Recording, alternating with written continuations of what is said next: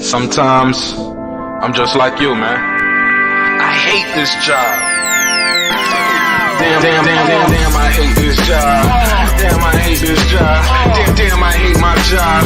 Damn, I hate this job. I'm just like you. Damn, I hate this job. Man, I hate this job. Man, I hate my job. From a good dream I awake, sun rays on my face, planning out my day, hoping this ain't the one that I catch a case. I feel so good, I feel so straight. My manager keep calling me saying, hurry up, you late. Hurry up, you lay off. Y'all, man, I hate this job. Man, I hate this job. Been trying to play it cool, but it's hard to play it off. I've been hanging on to this bush, cause my car still ain't paid off. I know I'm on my way up, my boy just got laid off, so y'all, man, I hate this job. Man, I hate this job. These hooks here so ratchet, these niggas here so sneaky. Y'all don't even really pay enough for y'all to only pay bi-weekly. I'm trying to double up my cash, take this job, shove it up your ass. Yo, man, I hate this job. Sometimes I wanna say, walk in and slap my boss. This shit is getting hard. Damn, I hate this job. Gotta make it out of this struggle, bruh. And I don't really mean to take it out on you. You just a customer, but damn, I hate this job. Damn, I hate my job. Damn, I hate this job. Damn, I hate my job. Damn, I hate this job. Damn, I hate this job. Damn, I hate my job.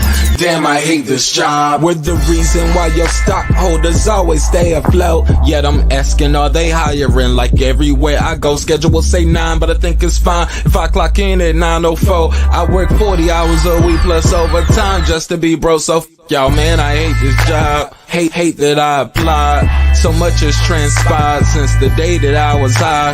Told me I could advance, but you were telling me lies. Gotta give your notice before I quit, but you don't say shit right before I'm fired. Damn, man, I hate this job. Sometimes I wanna say, walk in and slap my boss. This shit is getting hard. Damn, I hate this job. Gotta make it out of this struggle, bruh. And I don't really mean to take it out on you. You just a customer, but damn, I hate this job. Damn, I hate my job. Damn, I hate this job. Damn, I hate my job. Damn, I hate this job. Damn, I hate this job. Damn, I hate my job. Damn, I hate this job. You and your procedures, you and your protocol, you and your policies, none of that shit don't apply to me.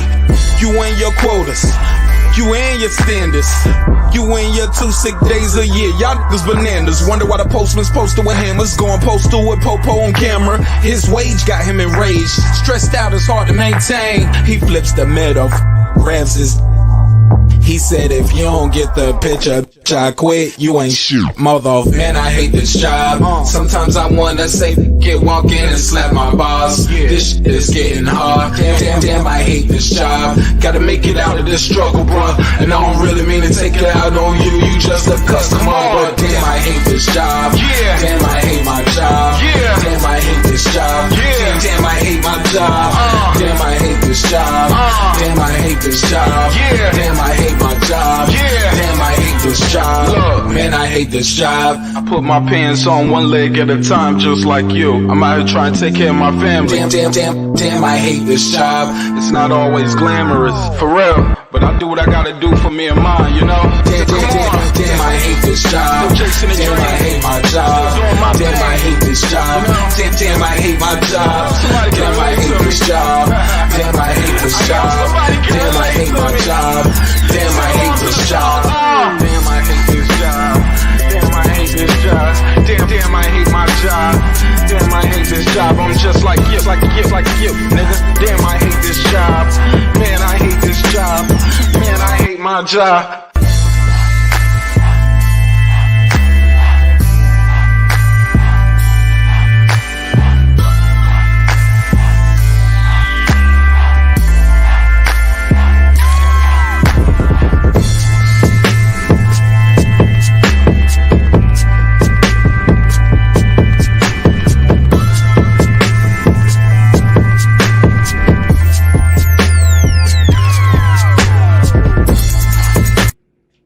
The views and opinions expressed in this program are those of the speakers, commentators, experts, and/or the host.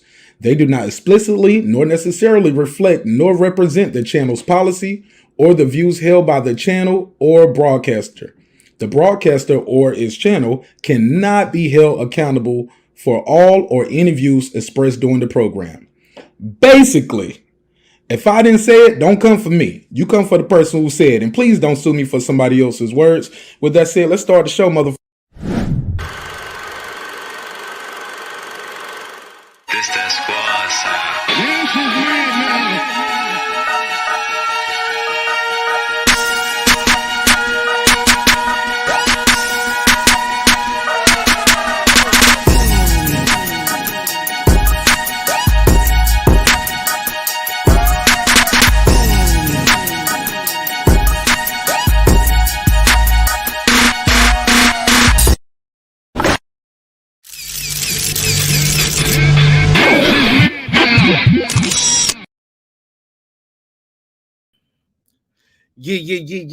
Yeah. What up, though? What's popping, y'all? How y'all feel?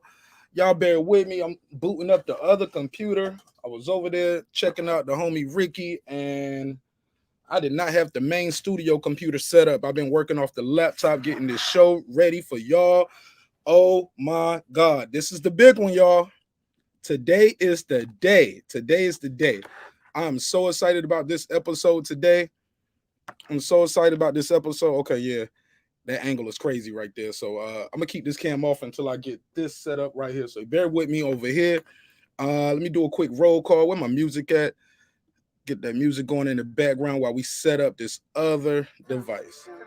Sorry about the delay. But I wanted to start on time. I did not want to miss nothing. Let me go and get these links dropped, because this is definitely a group conversation tonight. We got a lot of topics on the docket, but really not too many. Y'all let me know how the audio sound to y'all. Let me know how the audio is sounding to you guys while I'm waiting for the main computer in the studio to boot up.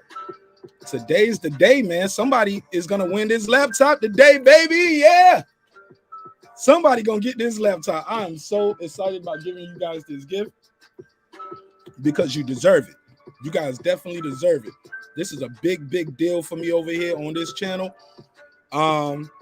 I'm pleased to say, since we announced we were giving away this laptop, we at our 2,300 mark, we got another 250 people who joined this month. Some of that is because of the laptop. Some of that is because of the Bud Crawford videos that we was doing. But yeah, man, the link is out there if you want to pull up and join the panel. Spit your game, talk your shit, grab your get, call your click. We are live. Shout out to Leon Robinson. I believe he's new to the family.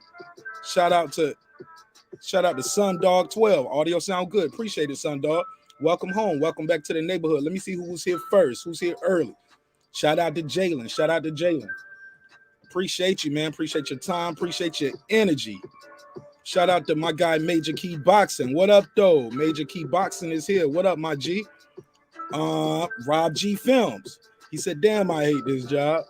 Man, some days I hate this job too, but today I love this job because somebody is going to get this free laptop. Somebody is getting a free laptop. I can't wait. And I can't wait for this computer to boot up. Hey, look, I probably need a new computer in here my damn self while I'm giving away one. So yeah, we're going to do the drawing around 10:30. Around 10:30, I think I'm going to do the drawing for that laptop. Let me go through and introduce. Let me see who else is here. Shout out to Leon. Shout out to Rob G Film, who's here early. Toya the Tutor. Toya, did you enter to win the laptop? Let me know. Sundog, did you enter? I know Cooking with Sir Senior and the Transcendent Sports. Did you enter to try to win the laptop? Shout out to Transcendent Sports. He had a good show last night, man. I pulled up over there. Y'all should check out the playback. We're gonna be talking about a lot of things today. And I'm gonna get y'all predictions on these B.E.T. Awards that go down here in the beautiful city of Atlanta, Georgia, where I am currently residing. So it's gonna be dope. Who else is here early? Let me see who's here early on the early check-in. Andrew Charles, what up, my dude? Drew, what it do? D Hodges, my homie, what up, my G? Up there in Boston, or as they would say, Boston, right? In the Kai in Boston. Yeah. Shout out to D Hodges. Okay, before I get started and go through the topics, while I'm still waiting for this slow ass Mac Mini to boot up, I want to know who out there entered to win the laptop. Who tried to enter? Who entered? If you entered to win the laptop, let me know in the chat. Let me know in the chat right now if you entered to win. 702, what it do? That's Vegas, right? That's Vegas all day. Fuck with Vegas. Fuck with Vegas heavy. Just don't like the flight, man. I don't like them east to west coast flights. I don't mind going, but coming back is always like just saying, you know, you're going through them time zones. So I'll leave there, you know, 3 in the afternoon. I don't get home till about 6. I mean, about 9 o'clock at night coming back from Vegas. I don't like that. I don't like traveling back from Vegas. Going is fine. Okay, man. Okay, the computer's loaded up. Put my login in. So I need to know, man, who entered to try to win the laptop? Who out there tried to win it? While I do that, I can go through some of the topics since y'all are being a little shy in the chat. Y'all don't want to tell. Okay, there we go. Sundog entered. Sundog, I hope you win. You in what city you in? You in the US or you international? Because if you international, you got to pay for the shipping. If you in the US, we're gonna put it right in the mail to you, baby.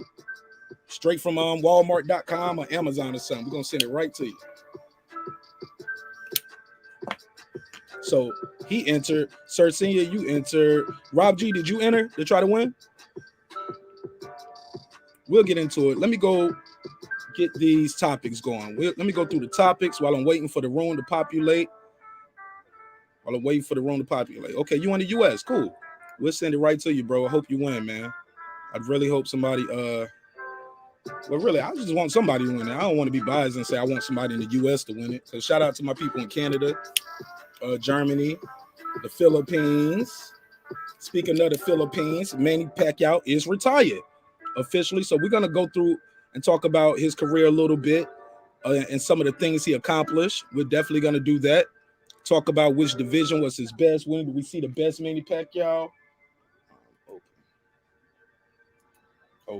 Open up over there.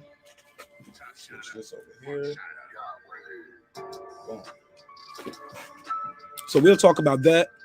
Also, we giving away this free laptop today. Somebody's getting a free laptop. I can't wait to give it away. Pause.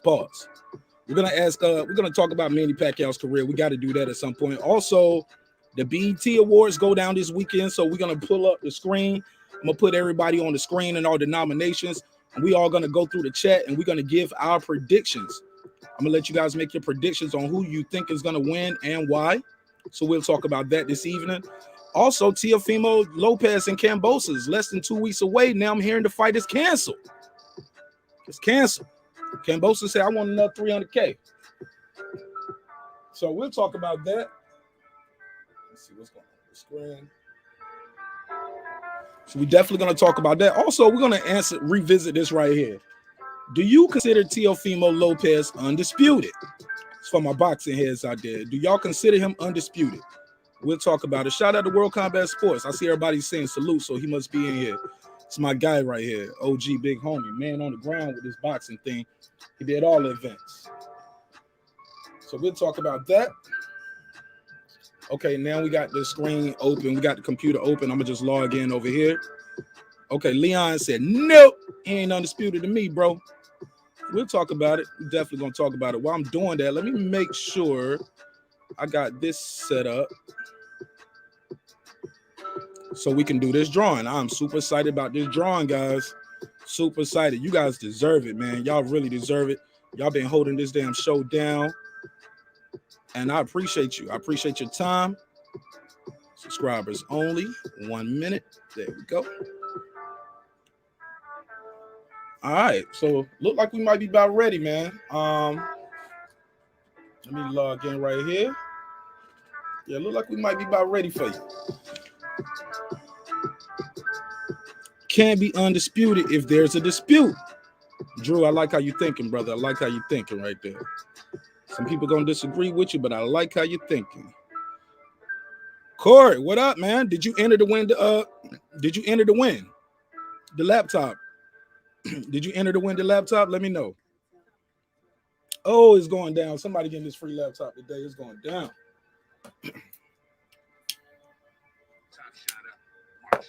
A lot of people up here telling me they didn't even enter though. Derek, you tried. I know Derek, you entered, right? D Hodges, did you try to enter to win the laptop? Derek Lincoln, did you try to enter?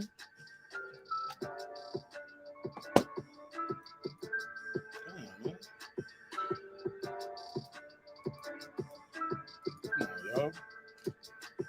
See, this is my fault too. I usually come in and set it up before the show start. This time I was just so focused on making sure everything goes smoothly with this drawing, and I was over there trying to. I ain't doing the drawing yet. I'm doing the drawing in about 11 minutes. I'll probably do the drawing at 10:30, no later than 11 o'clock. I just want to give everybody a chance to get in here and I'll pull up. Trying to give everybody a chance to get in. Now, granted, you don't have to be here to win, but golly, if you are on the panel or in the chat, when your email pop up, please join the panel and be like, it's me, it's me. Now, I got a verification process I got to do to make sure you're the winner. So you're going to have to go to the video. I'll tell you about it, though. I already said it before, but I'll go through it again. We'll go through it again. You're going to have to edit your comment. Go to the video, edit your comment with the keyword that I'm going to email you. I'm going to email you a secret word. Edit your comment and put that word in there because you're the only one that has access to that password. So nobody else is going to know. So yeah, the free laptop giveaway is going down tonight, baby. Oh yeah, it's going down. Come on, man. Come on, man. Who but me? Who but you? You deserve it. And I can't wait to give it to you, man. Pause. So while I'm waiting for the room to populate a little bit more, and I'm still waiting for this to come on right here. Okay, I got the computer up. I just need my lights to kick in and sit in sequence. But yeah, it's going down. BX, did you enter to win the laptop? Did you try to win? Let me know. Let me know. So I got one other picture. Where's that picture at? Let me get it. Let me put my thumbnail up here. And we're going to go through the topics. I'll introduce the topics again. And then we're going to start this damn show, baby. We're going to start the show. Like I said, man, it's truly a blessing and an honor that you guys pull up and showing so much love and support to the channel. And we got to give something back to you guys, man. You can't just keep taking and taking and taking away from the community. You got to give back to the community, right? So that's what I want to do tonight. And if you don't win, it's okay. It's okay. This is not going to be the last giveaway we're doing. We're doing another giveaway. I believe we're going to do that one right before Thanksgiving. I think we're doing that right before Thanksgiving. I'm going to do something for Christmas. I'm going to give away some gift cards around that time. Just straight gift cards, Visa gift card. You can do what you want to with it. Okay, what's going on? So, again, some of the topics we're going to talk about tonight. Okay, BX said, yes, I entered. Thank you, because I was asking people. Only 2 people replied to say, yes, I entered, out of everybody I asked. So, yeah, tonight we're going to do these B.E.T. Hip-Hop Award predictions. I'm going to ask you, where do you rank Manny Pacquiao at? I can go and ask you that now. Where y'all rank Manny Pacquiao at?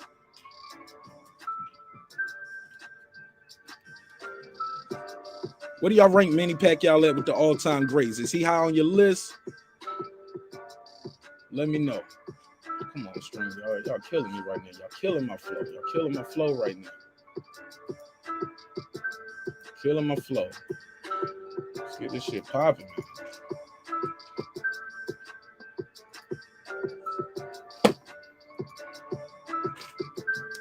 Oh, can you get a break? Yeah, so I want to know where y'all rank him at. He said, you know, I ended. I appreciate it. You got him top 10. Got him top 10.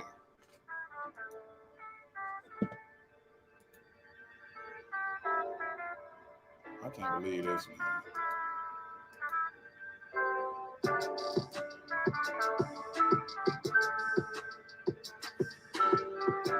He got him top 10. Where you got him at? D Hodges said top 10. Where at in the top 10? I feel like when you just say top 10, that's an easy out. You can always just say top 10.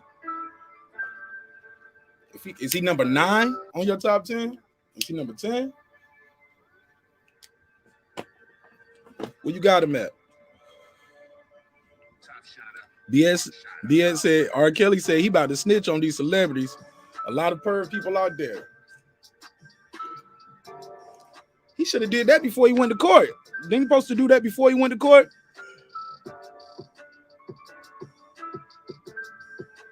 He said only if you provide cut plus urine. I missed that. What was he talking about?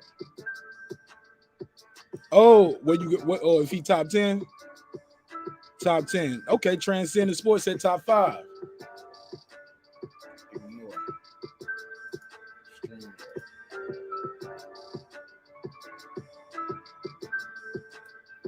This is killing me right here, man. There we go. There we go. All right, there we go. Let me switch over to this other mic. I'm gonna switch over to this other mic, put this camera on so we can really have a good time over here, because y'all know me, I gotta have the cam up a little bit. So we definitely gonna have a good show tonight, other than this little hiccup that we having right here. But it's a live show, and things happen when you're doing a live show, right? So we're gonna switch this sound over. I'm gonna switch mics. Y'all bear with me. Give me about 5 seconds. 5-6 seconds. We're gonna switch this over.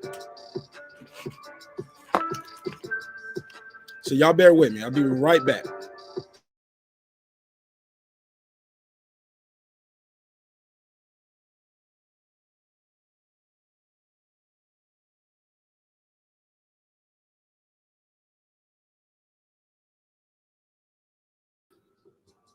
There you go. There you go. Okay, and my mic loud as hell now. Turn that down. All right, man. All right, we back.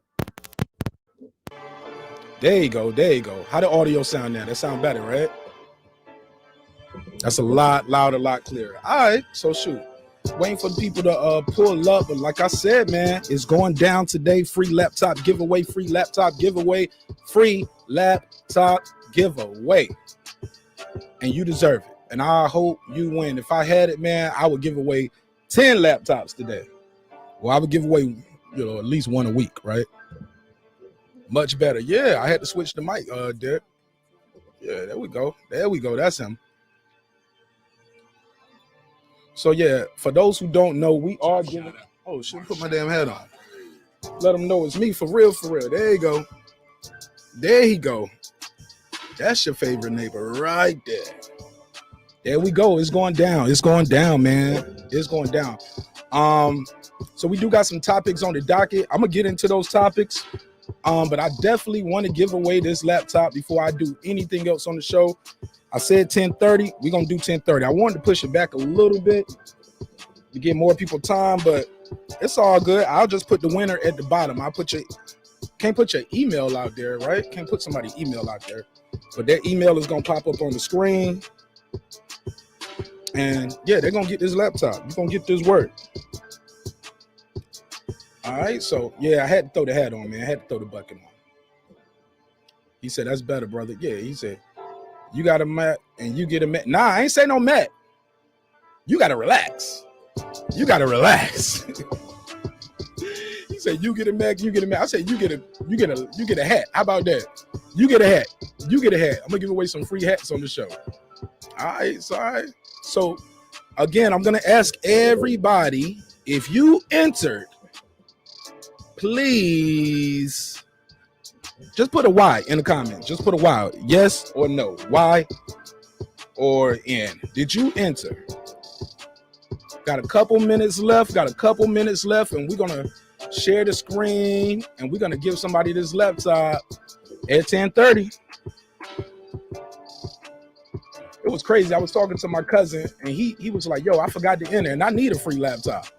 I mean, he said, I need a laptop. I was like, bro, I've been promoting this shit for 30 days. 30 days. Every day for 30 days. It is in the description block of every video. If you missed it, if you didn't enter, you won't try to enter. Because we promoted the hell out of this. We were promoting on other channels, other panels, other platforms, and yeah, man, it's going down. It is going down. Nash stealing swag. From who? Oh, don't make me put your picture, King Asian Math. I got your picture too. D Hodges, you didn't try to enter. Okay, Corey said he did. HLD, I think he tried to into he said Mark the Oprah of the hat shit. Yeah, you get a hat. You get a hat. Yeah, that's what y'all gonna get. Y'all gonna get a damn hat. All right, man. We almost there. I'm gonna drop the link for anybody who want to pull up, because this is an open channel, open panel, open dialogue. So I definitely want to hear from you. And hopefully somebody wins this thing that I know. I want somebody who's a regular on the show to win it. It would be perfect. Then I'm like, hey, congratulations, my brother, my sister, or whatever. All right. The link should be dropped. The link is out there. Please join the panel and get in on some of this B.E.T. hip-hop conversation. Please get in on this boxing talk. And also, oh yeah, something else I wanted to talk to you guys about. This is the Super Bowl halftime that's coming up this year. Did y'all know that? Yeah, this is it. This is what's going on. So we're going to talk about that. What you guys think of the halftime show?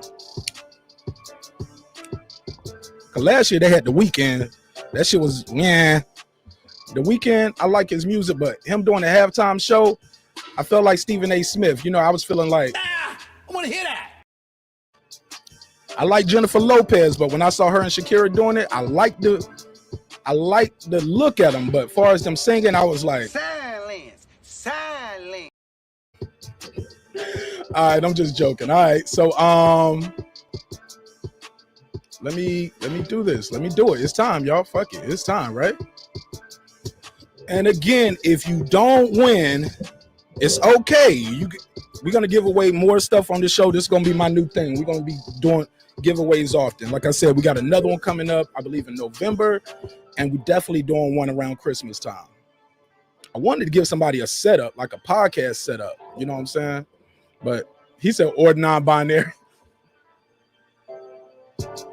I can't with y'all, man. I can't with y'all. All right, so don't nobody want to join the panel. Well, fuck it. Delete the link. Delete the link then. All right, delete that one. Don't nobody want to join. It's all right. Let's do it. This time. It is time. It is time. It is time. I wish I had a drum roll in here. All right, so look, let me share this screen, and we about to do it right now. My heart beating fast. Why am I nervous? Why is my heart beating fast and I'm nervous? Why am I nervous? All right, so here we go. Can y'all see the screen? Can y'all see the screen? Can y'all see the screen? Let me blow it up. Let me blow it up. 10:30. I feel like I'm doing this too early in the show. I feel like I should be this late in the show. But D-Hodges, what up, my G? If you're talking, your mic is muted. Keep you company. Huh? I said I'm gonna keep you company. See who won the laptop. You can't keep me company with that terrible mic. Oh well, I don't know what's wrong. What do I do? Is it? How do it sound now? It's all right. My mic is bad. Yeah. How do I sound? Yeah, it sounds terrible, bro. Sounds a little terrible. It's all good though. I appreciate you though tuning in. Just so should I go out and try to come back in? Yeah, or it's just yeah, you can do that. Go out and try to come back in. All right, because I want y'all to hear me. All right. Rob G said, do it in an hour. Somebody said, it's too early. Do it a little later. I need to do it a little later. Everybody's saying do it a little later. This right here, because I know y'all probably see it says awarded, because I had to test it to see if it works before I did it live. Yeah, okay. Well, I can do it a little bit later, man. It's cool with me. It's cool with me. Well, look, y'all want to get into the motherfuckers like, do it later. Okay, later. Do it in an hour. Give people time. Do it in an hour. So what, 11:30 or 11? I'm ready. I'm ready. I'm excited. I'm geeked up. Like I'm about to win some shit, right? Anyway, let's get into it then, man. What y'all want to do first while we're waiting for that then? Somebody said after 2 segments. Look at HLD co-producing the show in this bit. Yo, I cut all my little curly fro shit off, yo. I cut that shit off, and now my hat is too big. It don't even fit the same. The hat don't even fit the same, man. I feel like I need to wash it and dry it so it'll shrink up. But yeah, man, it ain't even fitting the same over here. That don't even fit the same. Somebody said 11:59, right to midnight. Yo, TBV back in the building. What up, my G? Jordan Baker, what up, man? I rock with the TBV fam. Shout out to Nesta Gibbs, Brandon, Doomsy, the whole gang over there. Shout out to the whole gang over there. I like what y'all doing. Definitely support y'all. All right. So people are telling me to wait. Some people are telling me to wait. Said, don't let someone eat and run. They got to chill with us first. He said they got to hang out with us, right? All right, it's cool. It looks like it's mainly the family here right now, though. It's part of the neighborhood. What's good, D Hodges? How you sound out there? Is it better now? It's tolerable. Oh, okay. As long as it ain't like, it sounding like Cookie Monster or, sounding horrible, Oh, it's definitely horrible. But, like, you got to sit still, though. Whatever that sound was, you just moving around. You can't be, like, doing all of this other stuff. Like, you got to get still. You can't be arguing with your dad, neither. Oh no, we fine. All right, well look, let's get into what y'all want to do first then while we waiting. Y'all want to get into some boxing talk or some hip hop talk? What y'all want to do first? Whatever you want, I'm with you. I'm talking to the chat. Oh, okay. What do you want to do? Because you on the panel. What you want to do first? Whatever you talk about, I'm gonna kick it with you. You got a choice? You got a choice, right? Boxing or hip hop? What you on? No, because I would much rather talk. I don't mute your mic. He too passive. He being too passive. Too passive. No, I'm saying talk hip hop. We talk boxing every day. All right, people. Look, he said rap. He said hip hop. Somebody said let's talk a little hip hop first, because we talk boxing every day. Fair enough. Well, look, let me do this. Let me stop the screen share. The B.E.T. HipHopAWARDS are coming up. Also, before we do that, let me get your take on this. How do you feel about this Super Bowl halftime show 2022? They promoting this early. Nice, pretty good. Some good people. At least I know them. It ain't like, I'm glad it's not like a whole bunch of new rappers that I don't even know. I'm glad they got the old school classics. I think this is gonna be a good halftime show. I like it. Yo, this shit. Look, if they don't do this right, they're gonna ban black folks from the halftime show for another 10 years. Remember when Janet Jackson popped the titty out? Oh man, we ain't getting no niggas on the show again till Beyonce came out, right? Best halftime show ever. Which one, the titty popping out or Beyonce? Everybody wanted to see that. Come on, man. Janet took all the heat, but Justin Timberlake's career just soared. Like, he didn't grab it and rip it off. You remember that? And it was part of the outfit because she had like a little seashell or something over the nipple. I'm like, she was like, that was the first time we ever heard wardrobe malfunction. I'm like, that shit was staged. With that said, let me digress for a second. King Asia Mav just pulled up. Welcome home. Welcome back to the neighborhood. How you feel, my G? You know how I feel. 56 on 56 mil, like we all should feel. Hey, one thing you probably didn't know about that Super Bowl. Sound a little muffled. You know that? Can you hear me now? I can hear you, but you said something. Let me take this shit off. Say it again. Say, it's something about that Super Bowl that you probably didn't know. What? Those wasn't her real breasts. You bullshit. Was it computer graphics or something? No, come on, man. No, it was live. It was like a plated breast on top of her breast, aesthetic breast. It wasn't her real fake titties. Well, they got fake titties all the time. They still on her body though. That was a real titty. It wasn't her skin. What? Oh, Mark, you're making it look.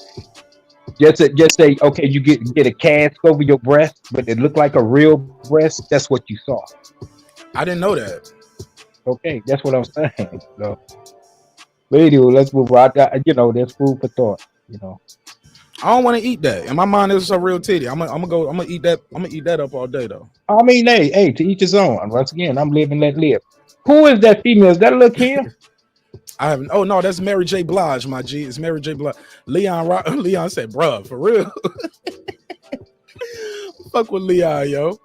Fuck with Leon. Go ahead. That's Mary J. Blige, Kendrick Lamar, Dr. Dre, Snoop, and Eminem. Well, I see all Eminem. of these people. Look, if they wanted a clean show, this ain't the group. This ain't the cast for the clean show. Other than Mary J. Blige, this ain't the cast for the clean show. They doing this in California. This is gonna be huge. Dr. Dre is right up front. and I'm excited about this one. Especially, I haven't seen Dr. Dre perform in a minute. I know he did have some health complications earlier, I believe this year, or was it earlier last year? It was earlier this year, right? He had some health complications, so I'm super excited about this show. Super excited about it. Who do you think gonna headline this? Is Dr. Dre gonna headline it and bring out everybody else? Who's gonna open the show? Well, according to the poster, it's him. Opening or close? I mean, like who? He's gonna headline it. I think he's gonna open. It's the halftime. I'm saying like during the halftime show is usually about 30-40 minutes. So during that, like who's gonna open that up? Who's gonna be the first one on stage? I think he gonna come in with his DJ shit and let everybody do their thing, and then he close it on up. Oh, okay. Somebody said he in the middle. Somebody said Dre gonna headline it. He gonna close it out. They said Dre and Snoop probably. They was like facts, Marq Nash. That ain't the clean show cast right there. They missing 50 Cent in that show to go with Dre and them and them. Yeah, man, this gonna be a good one, man. I'm excited about this one because have we ever had I don't ever seen a Super Bowl like this where it's pretty much, other than Mary J, this is all rap. It's the first time, right? We ever had something like this happen. Well, Jay is the one that he ain't need a head person to do the halftime show now. Ain't that's what they when all the riffraff about him joining the NFL, not boycotting the NFL? Might be. I think that was something they gave him. Right. So yeah, he'll put something like this together. I'm not surprised. Okay, well, not surprised at all. A little bit surprised that he didn't go East Coast first, but I guess he's gonna show love to the West Coast. I mean, either or. I mean, who would he put on for the East Coast other than himself? Come on, man. I'm saying who? Give me some names. Who would he? Who would have? Who would he? I see now why Dr. Dre didn't want to do the verses though. He's like, man, I'm doing the Super Bowl, bro. They talking about verses. It's the Super Bowl of hip hop. No, I'm really doing the Super Bowl. Who was calling them out for the verses? Diddy. And you say who else could have did it besides him? Could have did what? The Super Bowl halftime show. Oh, who Jay-Z could have brought out instead of him? On the East Coast besides himself. People are saying Nas. Exactly. Okay. I'll say that as well. Okay. Fair enough. This is long now. Shit. I can't hear you, bro. I say the list is long. Oh, hey, beam back in. Whatever you just did, it was real loud, clippy, and distorted. Okay, my bad. I don't know what's going on with your audio, bro. My voice had went up. That's what. All right. They said Diddy ain't got nothing on Dre. They said I want to see big name boxing match for a halftime show. That's my big idea. Yo, I like that idea. I would love to see a quick match in the middle of that fight, in the middle of halftime. That would be dope. 2 shows in one. Super Bowl is in California. That's why it's heavy West Coast. They got Mary J up there though. She from Yonkers. Yeah, but didn't Dre produce some shit for? Yeah, I'm sure he did. Who he didn't produce for, right? Right. All right. Let me see. Let me go to this right here. I want to talk to you guys real quick before as we continue on. The B.E.T. HipHop Awards is going down this weekend in Atlanta, right? So that means they're gonna air it next week or either in 2 weeks. So I'm gonna share the screen. And I kind of want you guys to give me your take on who's gonna win. I'm gonna go through the nominations, and you guys tell me who y'all picking. All right? Sounds fun. Sounds easy. All right. I got you. All right. I got you. Appreciate it. All right. So let me go. We're gonna go through the nominees, and it's a list right here. It's a nice list right here. I want to see the pictures. Cause we're gonna vote. I'm gonna vote right here live on air. Ain't gonna do no good. I already know who the winner's gonna be. Oh, okay. Oh, you already know who the winner's gonna be. How do you know? Come on, fam. Just read them off, and I'm gonna tell you the winners as we go. No, I'm saying how do you know? I don't know the new people though, so I'm gonna be stuck with the new people because I haven't really listened to new people no more. It's like I listen to old school people, but their new albums. I The don't know, audio, like bro. Hey, Lil. D Hodges, I can't, bro. I'm so sorry, I can't. The Okay, audio I'll is go back in killing the me. chat. Yeah, it's killing me. It's killing me. Yeah, that was I Snapcraft. can't. Yeah, I can't take it, my man. my It's my just mic wasn't sounding like that, was it? Or was nah. it? It ain't sounding like that, but it ain't sounding how it normally sound either, though. But it's Yeah. definitely not like that. It's definitely not like that. It's almost intolerable right there. So let me see. Where is this list of nominees? I want to go to the voting page because on the voting page, I think they're gonna show me the picture. So we can look at the pictures, and because you might not know their name, but you know the face, right? Right. So I think they got DJ of the year. Cast your vote. So let's go through it. I'll share the screen again. Share the screen. Oh man, speaking of sharing, I did not share the link. Gotta blast this link out real quick. So bear with me. So here we go. DJ of the year for best hip hop platform, right? Shrink that down some. I see. Who is this? Chase B. Don't know him. I know D Nice. I know DJ Cassidy, DJ Drama, DJ Envy, DJ Jazzy Jeff, DJ Scheme, and DJ K-Tronada. I don't know him neither, obviously, right? So who do you guys have for that one? Who's gonna win this? DJ. Let me make the screen a little smaller so y'all can see all of them on the page. DJ of the year, best DJ. Who y'all giving this to? Man, there's too many nominees. 2, 4, 6, 8. That's too many. But I did say last year we did say they didn't have enough nominees. This year they might have nominated too many people. So you guys give me your take. King HMF, you got Flirt first, and I'll pass it around and see what y'all saying in the chat. But King HMF, since you here, you please go first. Who do you giving DJ of the year to? They don't have the winner up there. The winner is Marq Nash, DJ of the year. I'll take it. I'll take it. Unfortunately, I didn't get nominated again this year. But it's all good because they know I ain't coming. You in the oh no. Nah, I ain't going up there for that ghetto shit. I'm hating. Man, I had a speech written for you and everything, man.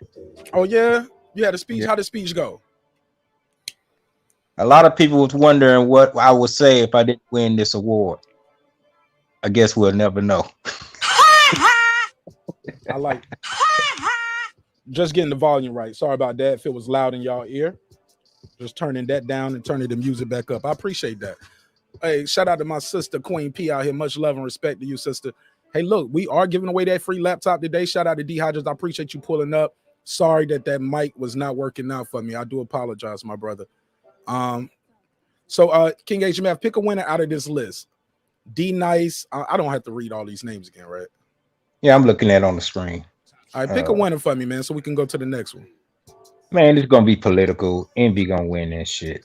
So you got DJ Envy. I think he brought his way into the nomination. What did he? Who do we want to win? Because we gonna pick somebody. I think you can vote right here. So let us vote. Okay. I ain't voting. I'm gonna tell you who I ain't picking. I'm not picking Envy, and I'm not picking DJ Cassidy. Right. Okay. Damn, Jazzy Jeff. What the fuck? He nice. He be doing the YouTube show. He really be getting. I think he be DJing live on IG too. Same with D Nice. They really kept us busy in this quarantine. Can you pick somebody briefly, brother, so we can go to the next one? I kind of didn't want to spend this much time on the. Yeah, okay. Jazzy Jeff. All right, yeah, we've been on the DJ one a little too long. Best hip hop platform. I do not see Breaking Beats up here, so I'm pissed. Right. So Complex, Genius, Hip Hop DX, Hip Hop Wire, The Breakfast Club, The Shade Room, World Star, or Double XL. Who do y'all have?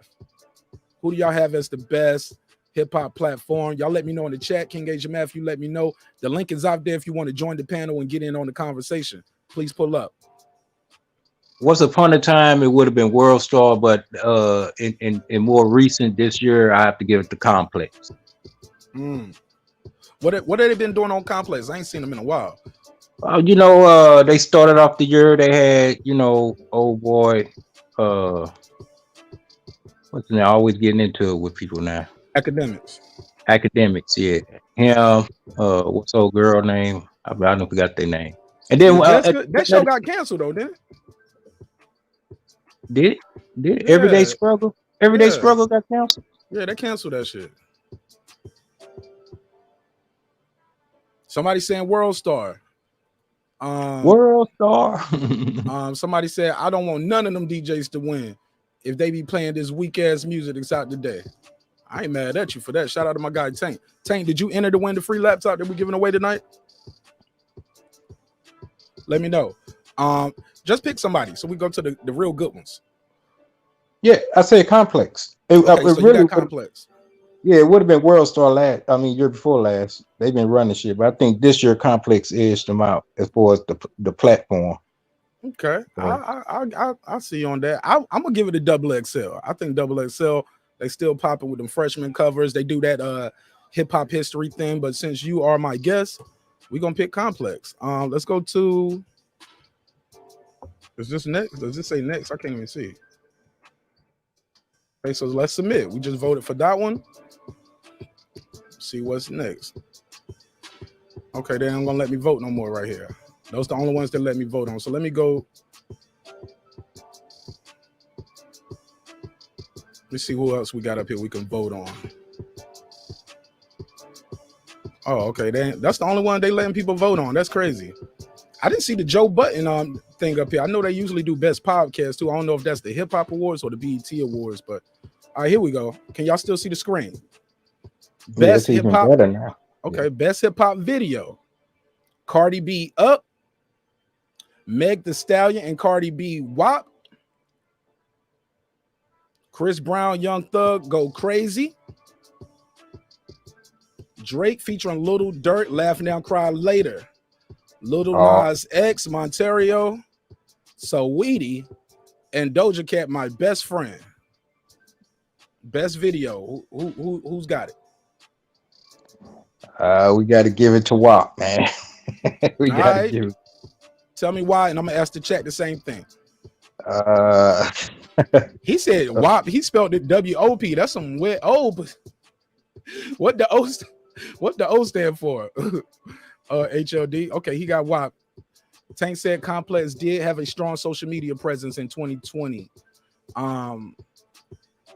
WAP. Okay. Production on WAP was crazy. Okay, who y'all giving it to? It's not for production though. It's for the best video. Oh, you talking about the video production? I'm sorry, I thought you were talking about the music. He got Chris Brown. Shout out to Sir Senior. Queen P said it is WAP's peeps. All right, so look, let's move it. Let's move it on. I'll go on. Anybody else want to vote before we do that? We're gonna pick WAP. All right. Derek Lincoln said WAP is fire. All right, so let's go down. Best collaboration. 21 Savage and Metro Boomin featuring Drake, Mr. Right Now. Whole lot of money in this motherfucker. B.E.A.T featuring Nicki Minaj. Cardi B, Meg Thee Stallion, WAP. Again, for best collaboration. Khaled. As far as me, this other video, WAP.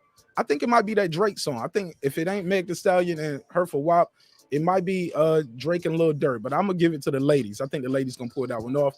Right here we go again. We got WAP. We got Laugh Now, Cry Later. Lil Durk is nominated twice in the same category. No, 3 times. How about that? He's the collaboration guy right here. He got 3 chances to win. DJ Khaled, Lil Baby, Lil Durk. Every chance I get. That song is hard. Lil Baby go off on that every chance I get. Pooh Shiesty and Lil Durk, Back in Blood. Who's gonna win this, y'all? Best collaboration. Who wins? Oh man, Spot 'em got him and Pooh Shiesty. To me, got they ain't got Cardi B and Meg Thee Stallion. That was a damn good collabo. Damn, they should Spot 'em got him up there. Guess he bad for business right now. That ain't my business. Right. And he Right. ain't nominated. I just want to keep it moving. With what we got up here, we got enough to pick from. We could do a whole episode on honorable mentions after the winners come out, I guess. Like who Yeah, won and who should have I won. gotta agree with Derek Lincoln. WAP again. Okay, Derek Lincoln said WAP again. Somebody wrote he said I didn't watch them music videos. You ain't see the WAP video, Tank? Rob G said I'm going with Back in Blood. Queen P, why you don't pull up on the panel, sweetheart? Join us. She said if not B.E.A.T featuring Nicki Minaj, then I would consider one of the one with DJ Khaled featuring Lil Durk. Yeah, every chance I get. Okay. All right, shit. We can keep it moving. Then. Song of the year. Of the year. Go ahead, King Asian man. What you about to say? I was just gonna say, and still, because I know they finna pop up. Yeah, Go ahead. Song of the year, Pooh Shiesty featuring Lil Durk, Back in Blood. Roddy Ricch, Late Night. Lil Durk featuring Drake, Laugh Now, Cry Later. Cardi B, Up. Meg Thee Stallion, WAP featuring Cardi B featuring Meg Thee Stallion, WAP. And also Nicki Minaj featuring B.E.A.T.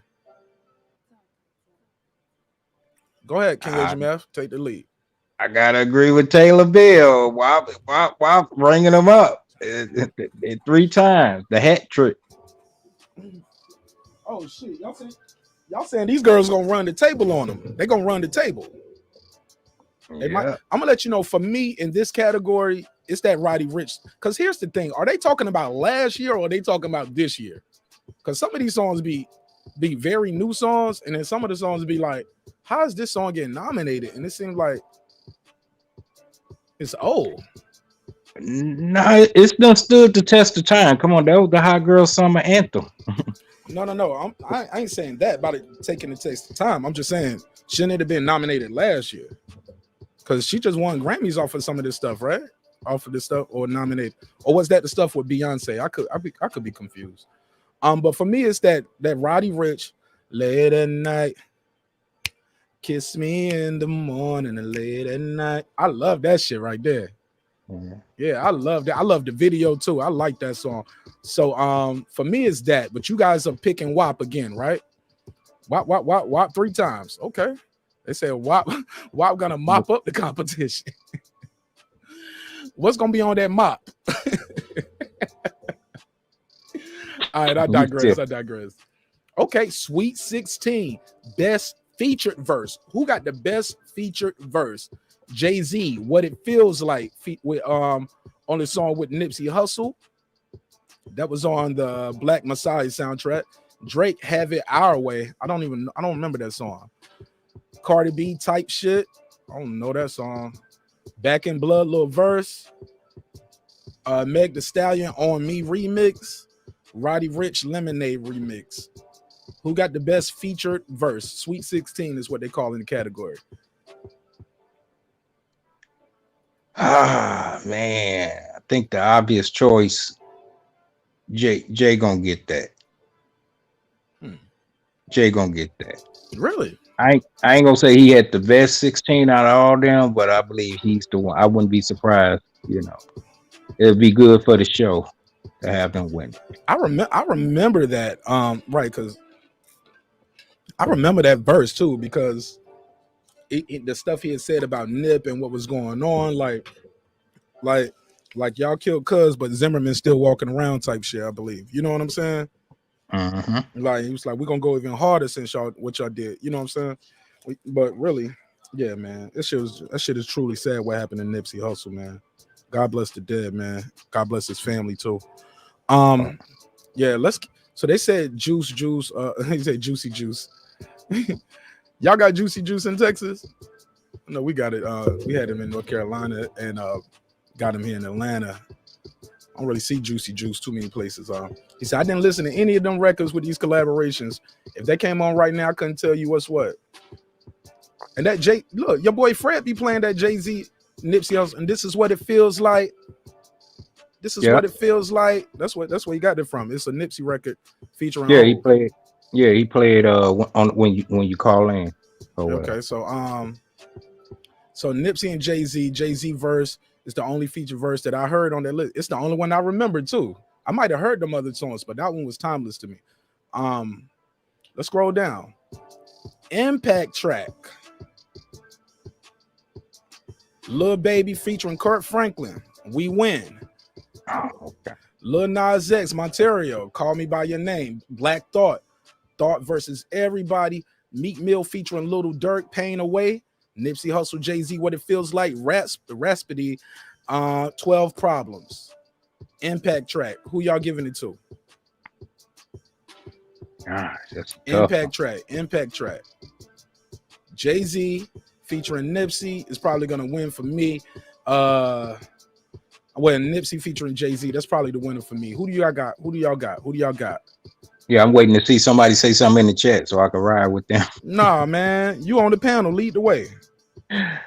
Well, I might have to agree with you, but I mean, this is a toss-up. I could bet Jay-Z could get upset on her, and if you do, I will believe it'll be by Black Thought. Thought versus Everybody. Okay. But old girl, she's a wild card. Who raps with it? Yeah. Yeah, man. 12 Problems is a dope ass record. It's almost like you cheating age. Imagine there's 3 picks. One political, one the wild card, and then the other one is kind of like where my heart is leading to, Black Thought. But I'll ride with you. Nip and Jay. Jay could take that category twice. Best New Artist, Don Toliver, which is crazy because I've been hearing of Don Toliver for years. They got him in the Best New Artist, which is crazy. Blast, Coy Ray, Moray, Pooh Shiesty, and Young Blue. For me, it's gonna be Moray. Moray be doing some things out here in these streets, man, with his voice. That dude be rappy, singy type style. I like that lead single that he had that broke his record. And I like that song he got out now called what's it called? On my tombstone when they buried me, by the river they were carrying me. Finally. I'm like, hell yeah, I like this nigga. Let's go, Fayetteville. I like Moray, so I'm picking Moray, but Young Blue got a couple joints out that I like, and I didn't even know that was Young Blue. So for me, it's gonna be Young Blue or Moray. So who do you guys have? Best New Artist. I feel you on the Moray, but I think Pooh Shiesty gonna edge him out. Who said that's Rob Wave, not Moray? Google that.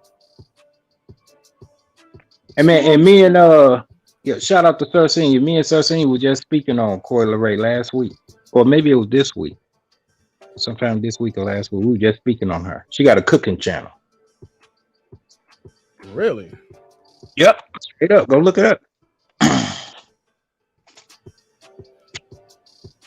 I know. Okay, Moray got that song called "I don't know with the quicksand, but I don't know with the quick bands. I don't know with the I don't know. I like that song too, man.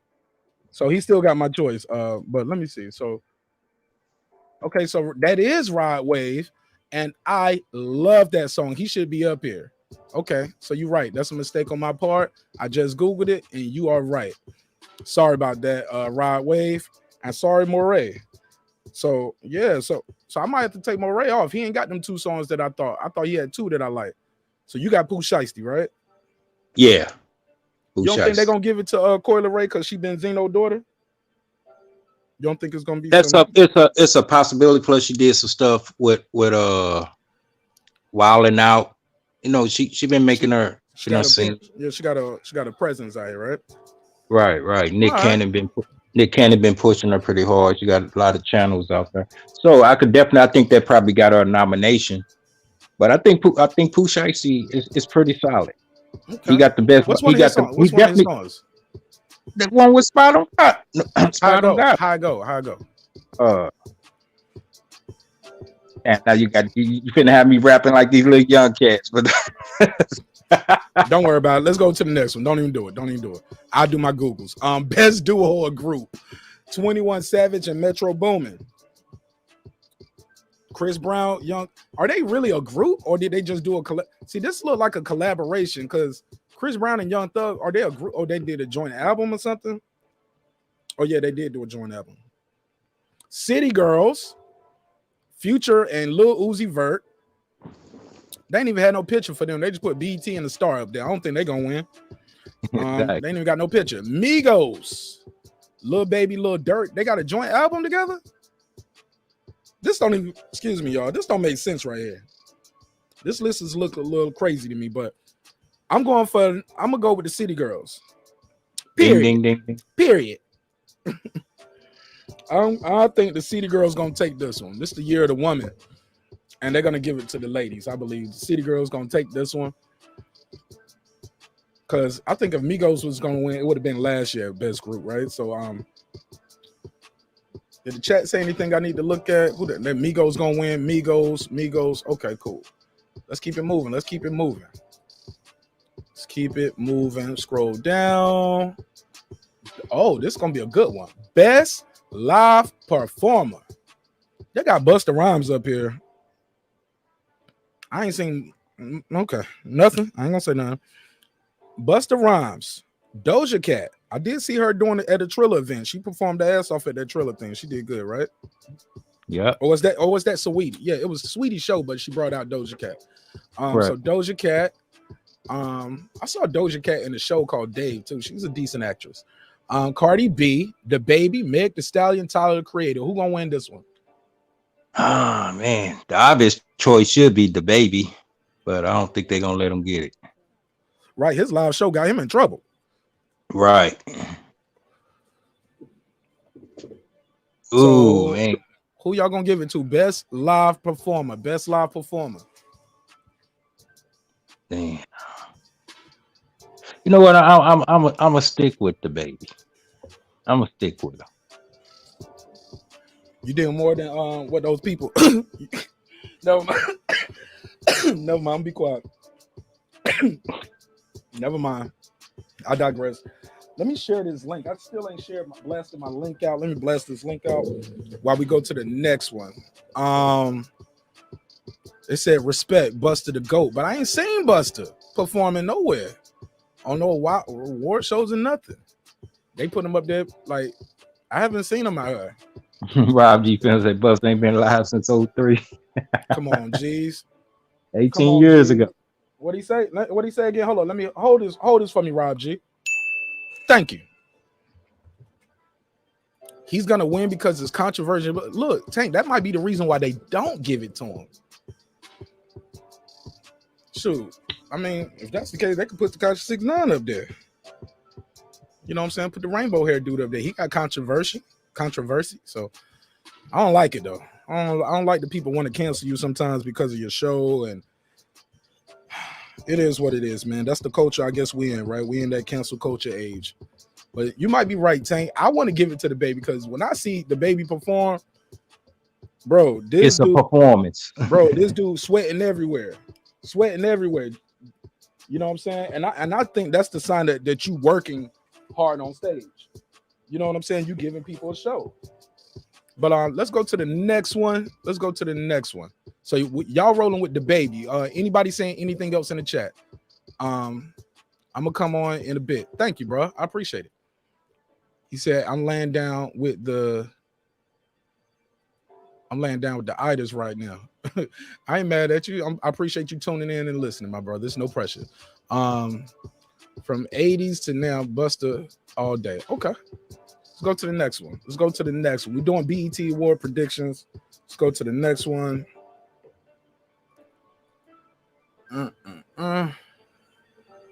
Scroll down. This is not scrolling. That ain't the last one. That can't be the last one. Okay, here we go. Lyricist of the Year. Benny the Butcher. Drake. J. Cole. Lil Baby. Meg Thee Stallion. Nas.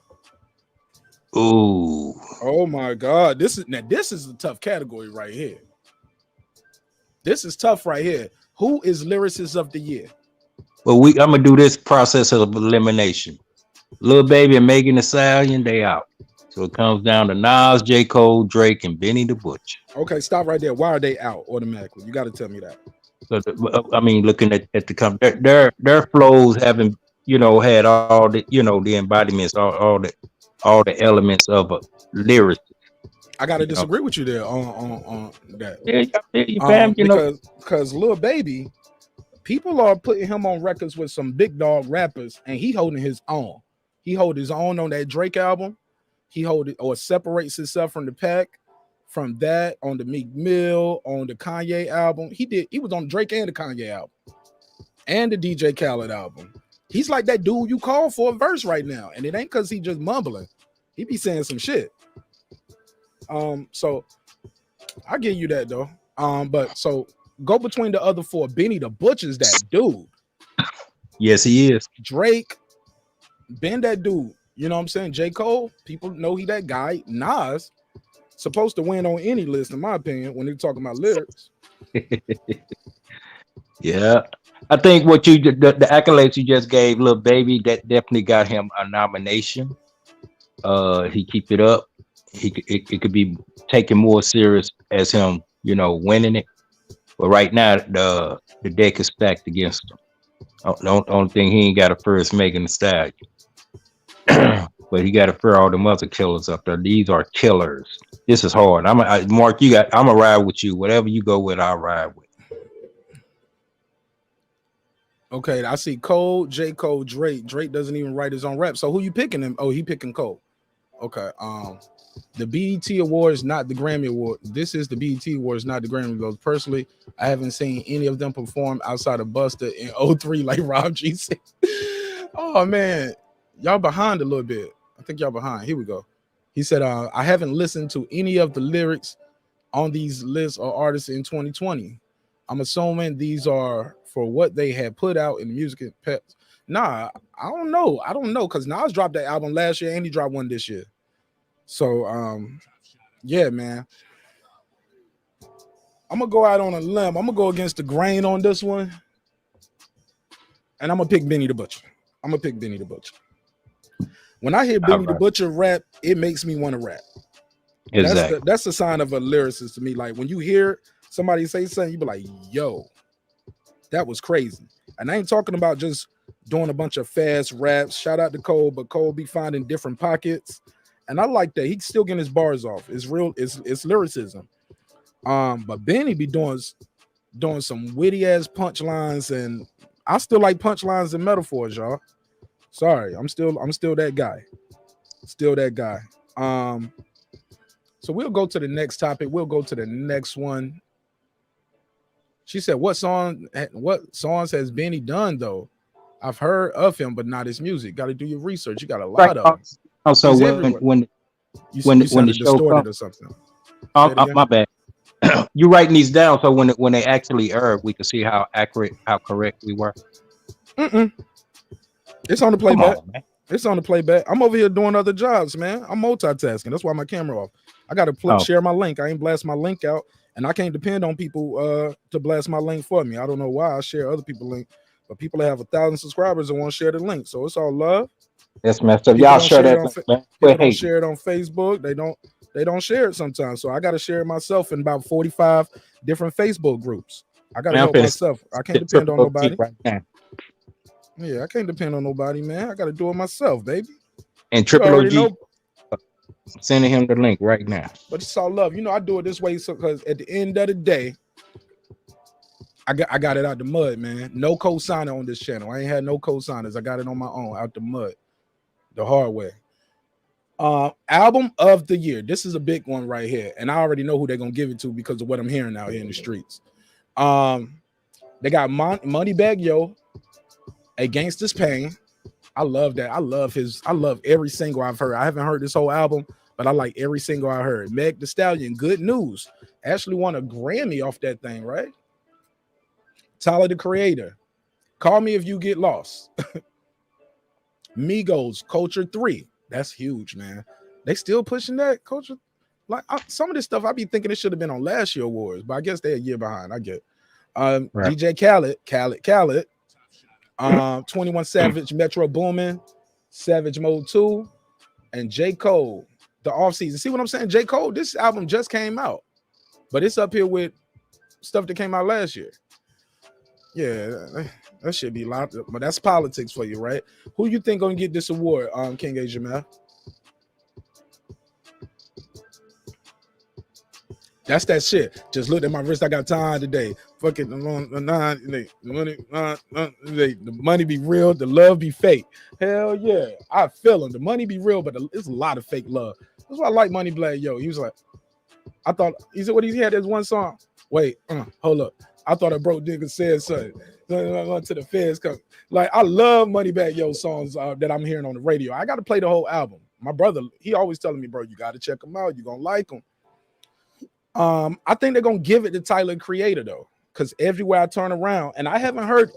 What if I did hear it? I did hear it once, but it wasn't like I'm not hearing what everybody else heard to say. Like, yo, this is the best shit ever, and it wasn't Cole for me neither.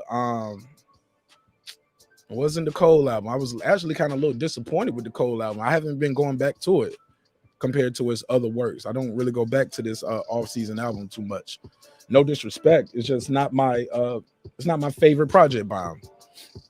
But rap his ass off though. Production is solid. So who you giving this to? I think they're gonna give it to Tyler Creator or Meg Thee Stallion, because Meg Thee Stallion did get a Grammy off that album, so they might give it to her. She's nominated all them other times up here too. Yeah, she might go ahead and sweep this thing. You see, they ain't got Tory Lanez up here at all, right? Right. Yeah, man. So that's still the winner. That's still not the winner. Who's the winner, bro? And rap album of the year goes to Marq Nash. Eat it. Hey, man, we all gotta have a dream. I appreciate it. Who you gonna pick off this list though? Cause they snubbed me again. I got snubbed.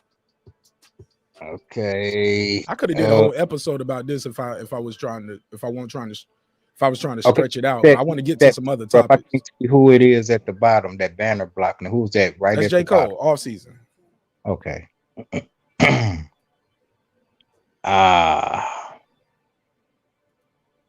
shout out to Taylor Bell for being that first super chat of the night too. I appreciate it. I needed that, man. Thank you so much. He said Moneybagg Yo has the most streamed album of the year. I can believe it. He got some hits. Period. That remix with the baby and the City Girls on it is fire. Oh my God, that's fire. Rob G said Edith. I appreciate that. Let's just go to the next one, man. King Asian Matthew ain't got to pick. We can just roll on. Okay. Yeah, let's go down. Okay. This is a weak ass topic right here. Hustler of the year. Might be sweet. Come on, man. Come on. Who made this shit?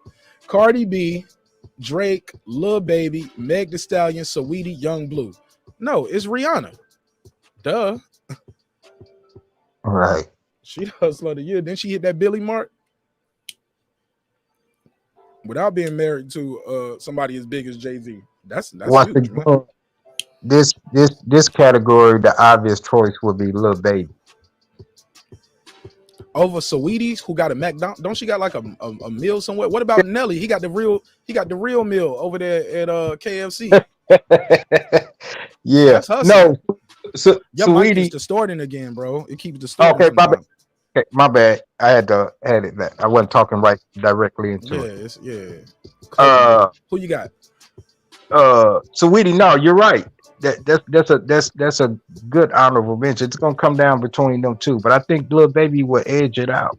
Hell yeah, he hustling Jesus like Kanye. He on that Kirk Franklin album. Nah, Nelly is. I thought Nelly is with KFC. That's why they call it the Cornane.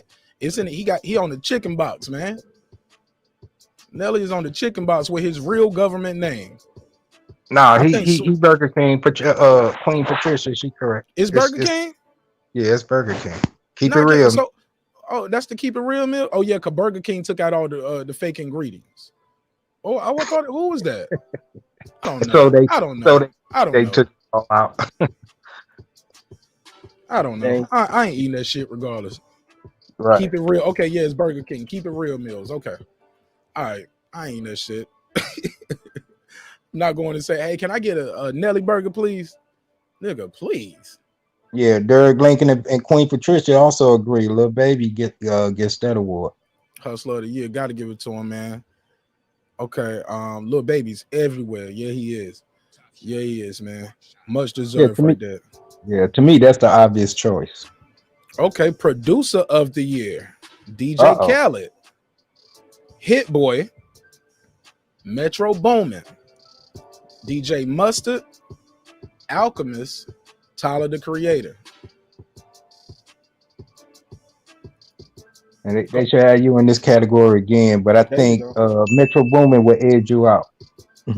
He ain't producing no show, just making beats, nigga. I got to produce a live show and give away a laptop. Look what I got to do.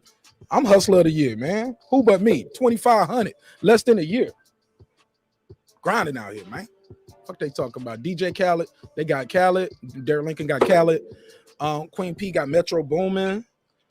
I think they're gonna give Tyler. They ain't bringing Tyler Creator out here for nothing, yo. And he got nominated a bunch of times. Nah, man. I'm talking about the media press that I'm seeing behind it. I ain't even talking about just here. The press I'm seeing behind it with everybody. Like they really pushing this, yo. So Hit Boy did produce this second Nas album though, and he did that Nas album last year that Nas got a Grammy for. He's been working with Benny the Butcher. He's worked with several people that are nominated, to be honest. So he did do a versus. I think Hit Boy got some Drake records and shit too. So yeah, man. Somebody said forget Tyler. Okay. Let's keep it moving. Again, we doing producer of the year. After we do this, I'm gonna go on and do this drawing and give you guys what y'all came for, man. Video director of the year. Shit. Hello? King Age Map? Did I get snubbed again? Y'all ain't seen Collards and Yams? Y'all didn't see Collards and Yams? That's me, baby. And I'm making intros for other YouTubers. I'm out here, man. Fuck with me. All right, video director of the year, Cole Bennett, Colin Tilley, Dave Myers, Director X. Oh man, he's a good one. Hype Williams, he's always there, and Missy Elliott. King HMF, who's gonna get Director of the Year since they snubbed me? And Rob G. I'm about to say, yeah, Rob G, they snubbed you too, homie. Yeah, we got to write y'all in. Yeah, they snubbed your boy. But against these candidates up here, I have to give it to Director X. Okay. I haven't seen, but I've been seeing him on some of the YouTube videos. He got his own little thing like Hype Williams, so you know he got his brand out there, and I've been hearing about it. I haven't been paying a lot of attention. Nothing really stands out to me, but his name is out there. All right, let me see what the chat's saying. Who y'all giving Director of the Year to? He said they still direct videos. Yes, Taylor Bell. Shout out to my sister right here, Blue Dream the Queen. What up, sis? Tell my guy Jules I said, what up, though? Cole Bennett. What did Cole Bennett direct, Derek Lincoln? I'm sure I know. He probably directed WAP or some shit like that. You get what I'm saying? I want a Texas. He said, I want a Texas award for Hip Hop Director of the Year. Oh, you won. Colin Tilley. What did he direct? What did Colin Tilley direct? And what did Cole Bennett direct? Somebody let me know. Let me go to the next topic, though. Let's go to the next one. After this, again, we will be giving away the laptop. Best international flow. I don't know none of these folks, man. Nasty C. I don't even know how to pronounce some of these names. Gazzo, Lalo, Ladipo, Little Sims, and who's his brother right here? Dave.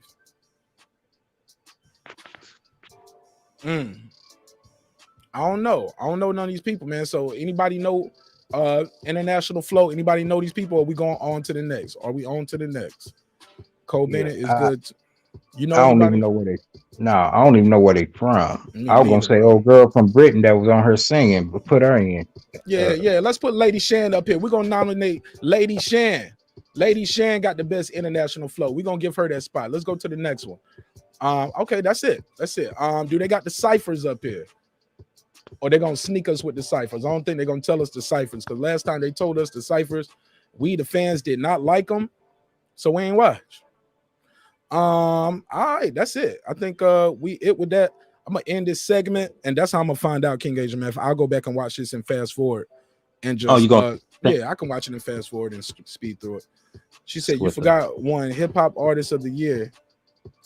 It was before album of the year. Okay, I missed one. All right, let's go back. Let me go back.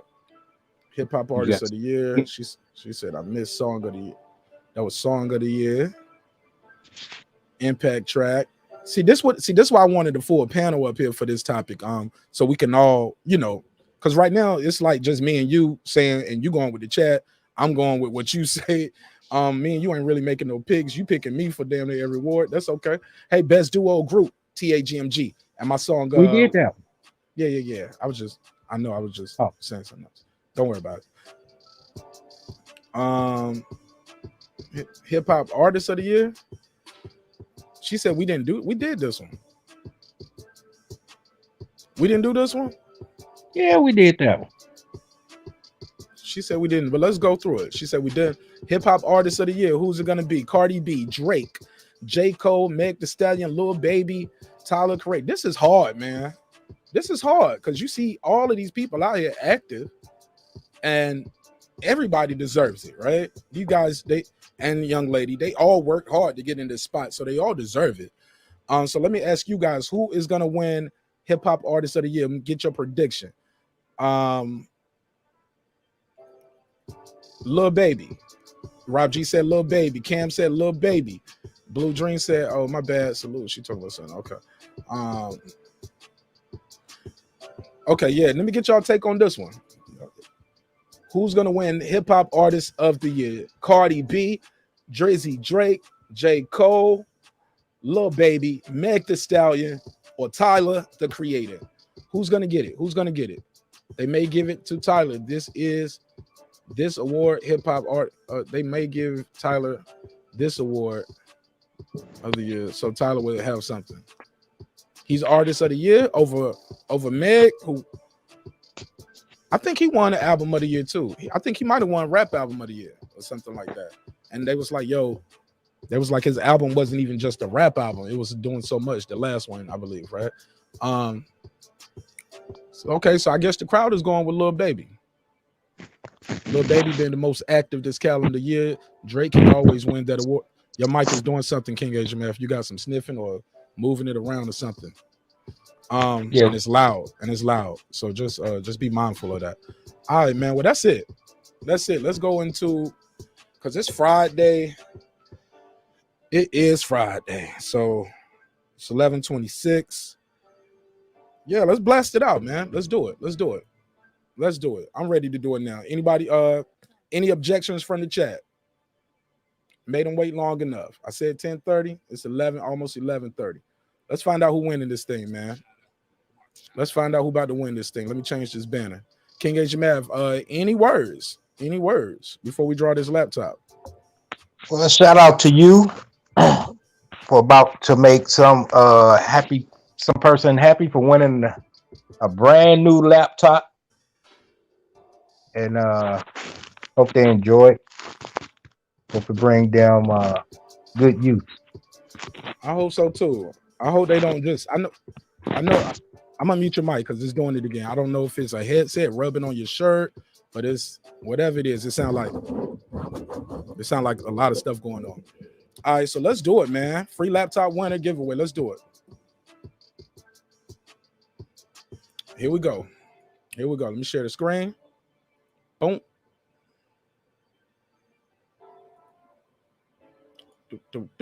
Here we go. All right, y'all can see it, right? Are y'all ready? Drum roll, please. And the winner for the Marq Nash Breaking the Beats free laptop giveaway is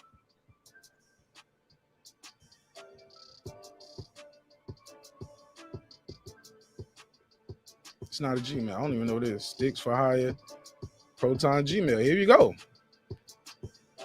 Y'all see it? Sticks for Hire and Proton Mail. I don't even know what the fuck Proton Mail is. What is that? You ever heard of that? No, I haven't heard of that. He entered 83 times, I see. Yeah, you can enter. Yeah, you can. Some people enter more than that. Some people enter 200, 300 times. What is Proton Mail? I got to make sure this is some legit shit. Oh Lord, Switzerland. This motherfucker in Switzerland. Yo, shout out to Switzerland.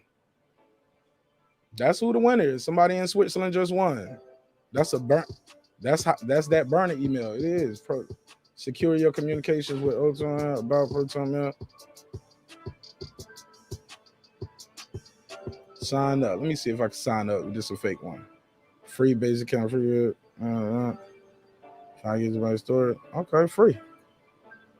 Yo, congratulations to Switzerland, man. You send the shipping? Hey, you somebody said a scammer in Switzerland. Hey, he won it. And he confirmed. Entered on September the 2nd. So he entered very early. Had a 12% possibility. So that will be the first winner. Let me do the next one. Because if this guy don't contact me and pay for shipping within 7 days, let me write this down. Let me screenshot this. Sticks for hire. I'll just screenshot it. Congratulations. All right, let's see who our runner-up is, all right? If this guy does not contact us, the runner-up will redraw. Let's redraw. Runner-up is Descending Angel 1@gmail. Let me write that down. Descending Angel. Congratulations.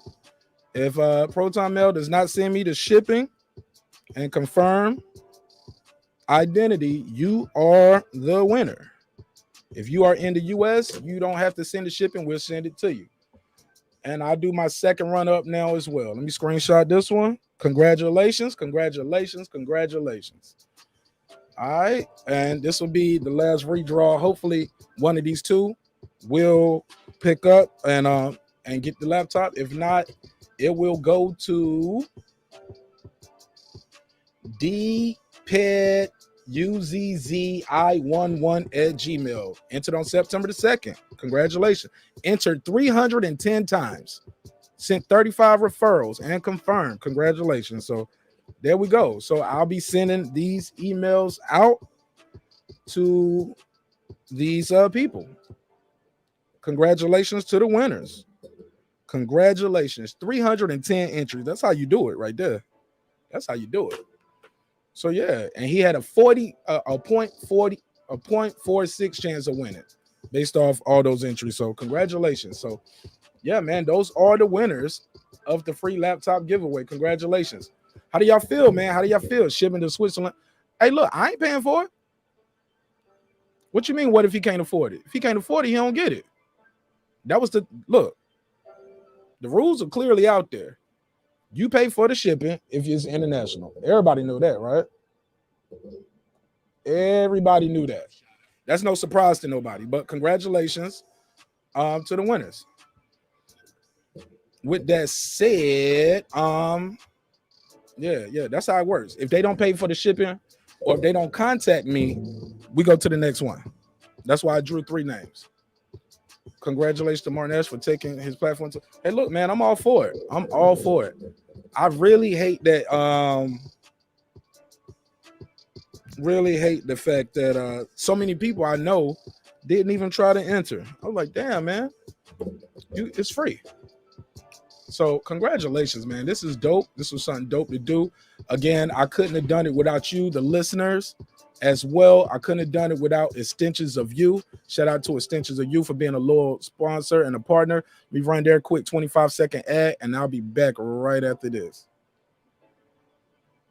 All right, 20 seconds. Since our first day in business, Extensions of You has been offering our customers the best selection of products at unbeatable prices. Our online store has been synonymous with quality, and we ensure our continuous variety of fantastic merchandise along with unique limited edition and seasonal items that fit any budget. Check it out and start shopping today.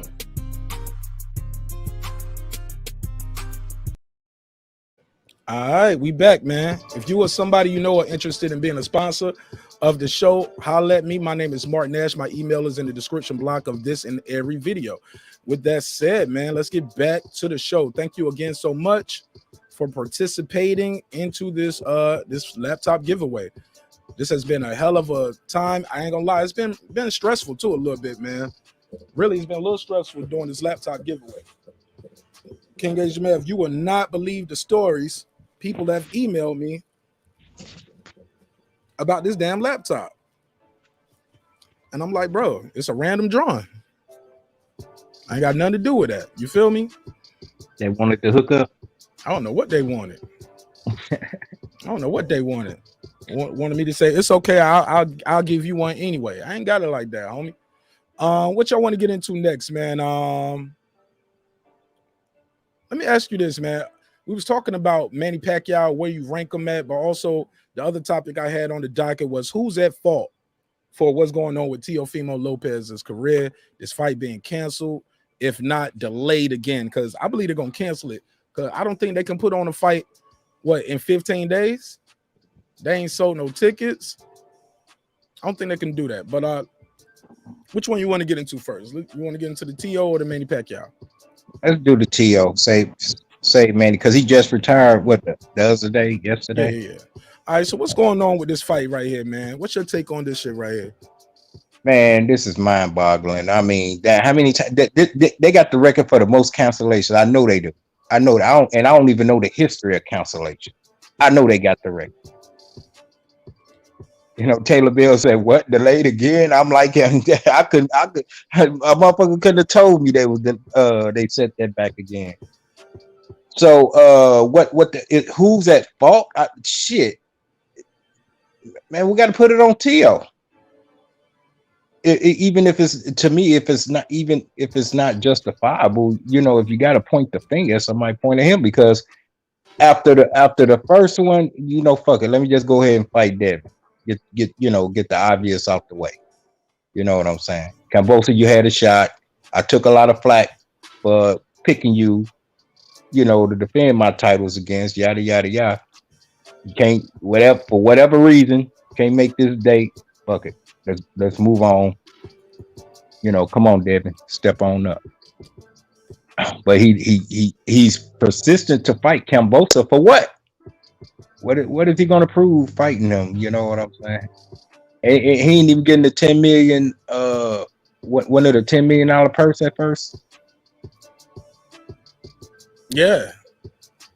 So he ain't getting that now.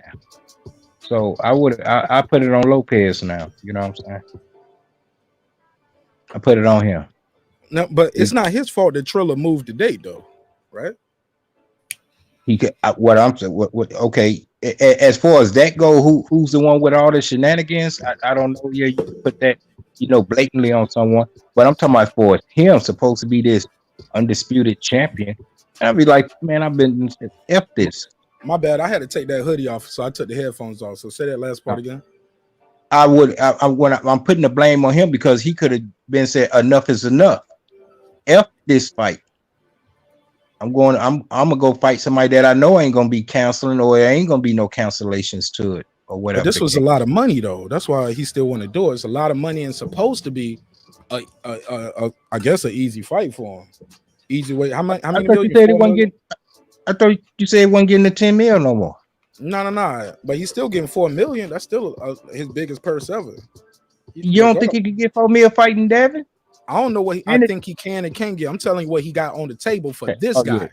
Yeah, true that. Which is supposed to be lesser opposition. That's what I started with. This is his biggest payday for what's supposed to be light opposition. So, and it's not his fault that Triller canceled it. So what's going on, according to the article I was reading, is George Kambosos is basically saying that Triller is in default by trying to move this date again. They are in default of their contract, i.e., I ain't got to fight him, and y'all still got to pay me. If not, pay me my full thing. Y'all got to pay me something nice, because he was ready. They moved it once. No, this is like the third time. Yeah, I don't mean to be cutting you off. You cut me off. Yeah, let me do it. They moved it once because of Mayweather, right? Mayweather's fighting on a Sunday, so they still could have did it. It could have been like a boxing Super Bowl weekend. Then they moved it again because T.O. got COVID, right? And then they want to move it a third time. Cambosa saying, hell no, y'all bullshit. I didn't sign up for this. And he's missing his family. He's supposed to get 200,000. I mean 2 million. So people were saying he was asking for over an extra 300K or more just to go along with it. I saw the guy Punch Drunk say on his channel, T.O. offered to pay him the 300K out of his purse. Now I get it. George Cambosa said no, and I get it because George Cambosa, like, is that in writing or is that verbal? Are you gonna give me that up front? Because it's costing me money to be here in the United States. Let's be clear. It's taking time and it's costing me money. He might want the money up front. Like, give me my 300K up front. Who knows? I don't know the intricacies of the contract or the detail, or is it verbal? Is it in writing?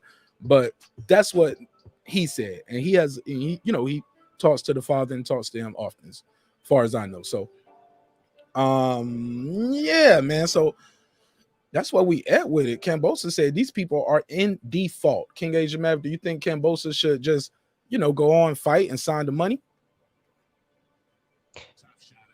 Once again, man, I'm just baffled about this. I mean, yeah, man, 3 cancellations.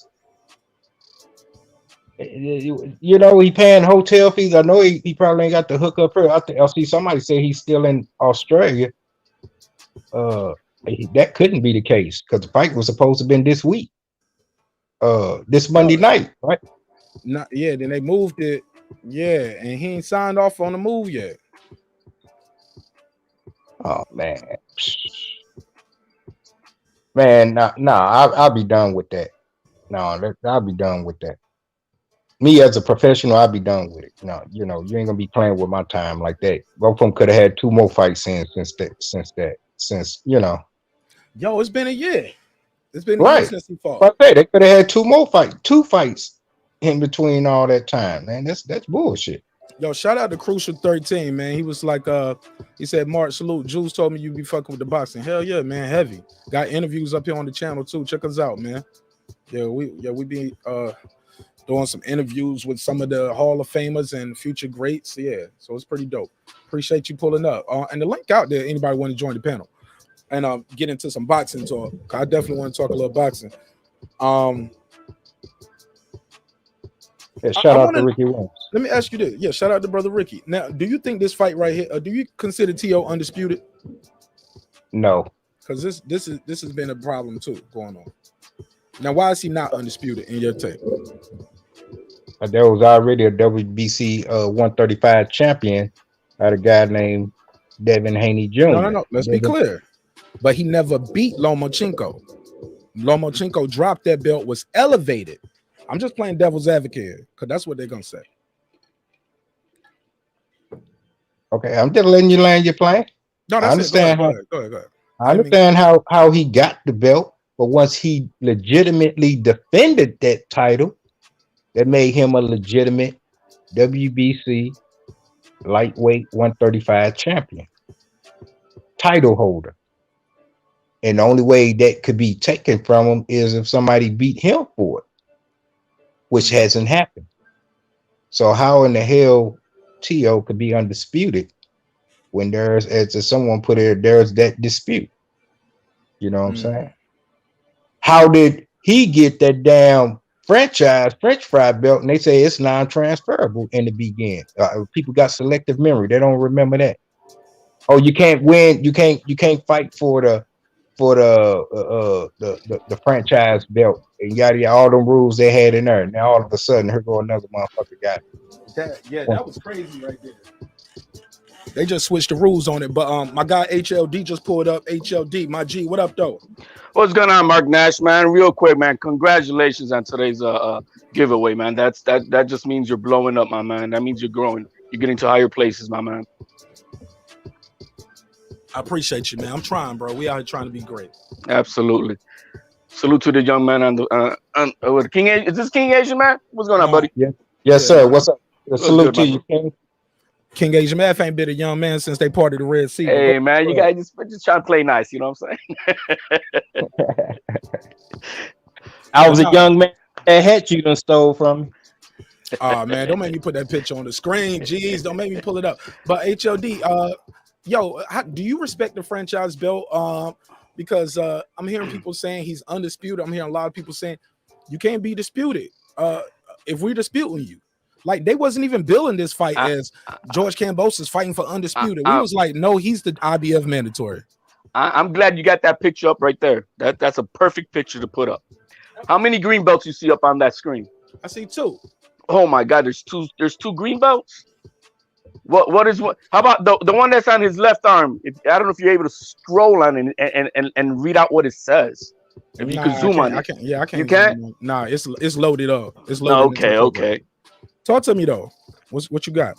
All right. Well, I mean, the first thing we got to do is that we got to throw everything away of all the narratives and just go by what we see and what the rules are. We can't go by whatever we feel like. We got to go by what the rules are and what we see what that young man's got. Now hold on. Let's be clear, because I've heard people say the reason why, because old boy still brought that belt to the ring. Remember Loma? Because Loma had the franchise belt. He brought both belts. He brought the franchise and his regular belt. So after you win, they hand all the belts over. Yeah, he has his with his name. But he didn't have that belt. Loma wasn't even the champion for that belt that T.O. got. T.O. got that belt. That belt's been handed to him certified by WBC. The World Championship belt and the franchise designated boxer belt. So low key, the WBC got 2 world champions. Just like they got 2 mandatories, but does it make sense? No, but that's the way they run it. What you mean 2 mandatories? Well, you got Jojo Diaz, who was the mandatory, and you also had at one time Ryan Garcia. Actually, you had Fortuna and Ryan Garcia. And then now we switched it up, and now we're gonna have what is it? Jojo Diaz fighting Ryan Garcia now to try to have an eliminator to see who is the only one who's gonna be the mandatory. But this is the way WBC runs their things. You know what I mean? That's their in-house thing, the way they do it. It's just confusing to the fans, right? Oh, absolutely. Because you got a world champion. That's what your site say. Your own website got him as but they say this is the top though. But in their interviews, so it's almost like ignore the website. Listen to what I say. I'm telling you, he's the top guy. But over here, on your own website, everywhere else where they talk about boxing, and then some people in some boxing articles I was reading today in research for the content right here, they was calling him the unified champion. They were not calling him undisputed. Then I saw another interview. They did call him undisputed, and these are big boxing websites. You know what I'm saying? So, which is crazy because they can't even get it right. Well, the first thing is that we got to throw away that they have to be recognized by each other, each sanctioning body. No, they don't. There's not a constitution written between all 4 of them. There's not a union. There's nothing in between all 4 of them. If that's the case, they would be recognizing each other's rankings. They don't. Each place is its own house, and they run it the way they feel like it. So that they have to recognize each other. If you can find me that rule, I like to see it, but I don't see it. I don't get it, man, and I think it's confusing to the fans. It is, and it's definitely confusing to the fighter. It leaves gray area out there. One thing we don't argue about: Josh Taylor is undisputed, right? No, Josh Taylor is undisputed. But why didn't they elevate him to a franchise? And like, why isn't it my thing is this: why isn't it a franchise for every weight class then? Well, the franchise is why wasn't Deontay Wilder a franchise champion? He had all them defenses. Franchise designation is only given by a vote by the board of governors, by the WBC, to what they consider is to be a boxer of an elite status, above and beyond.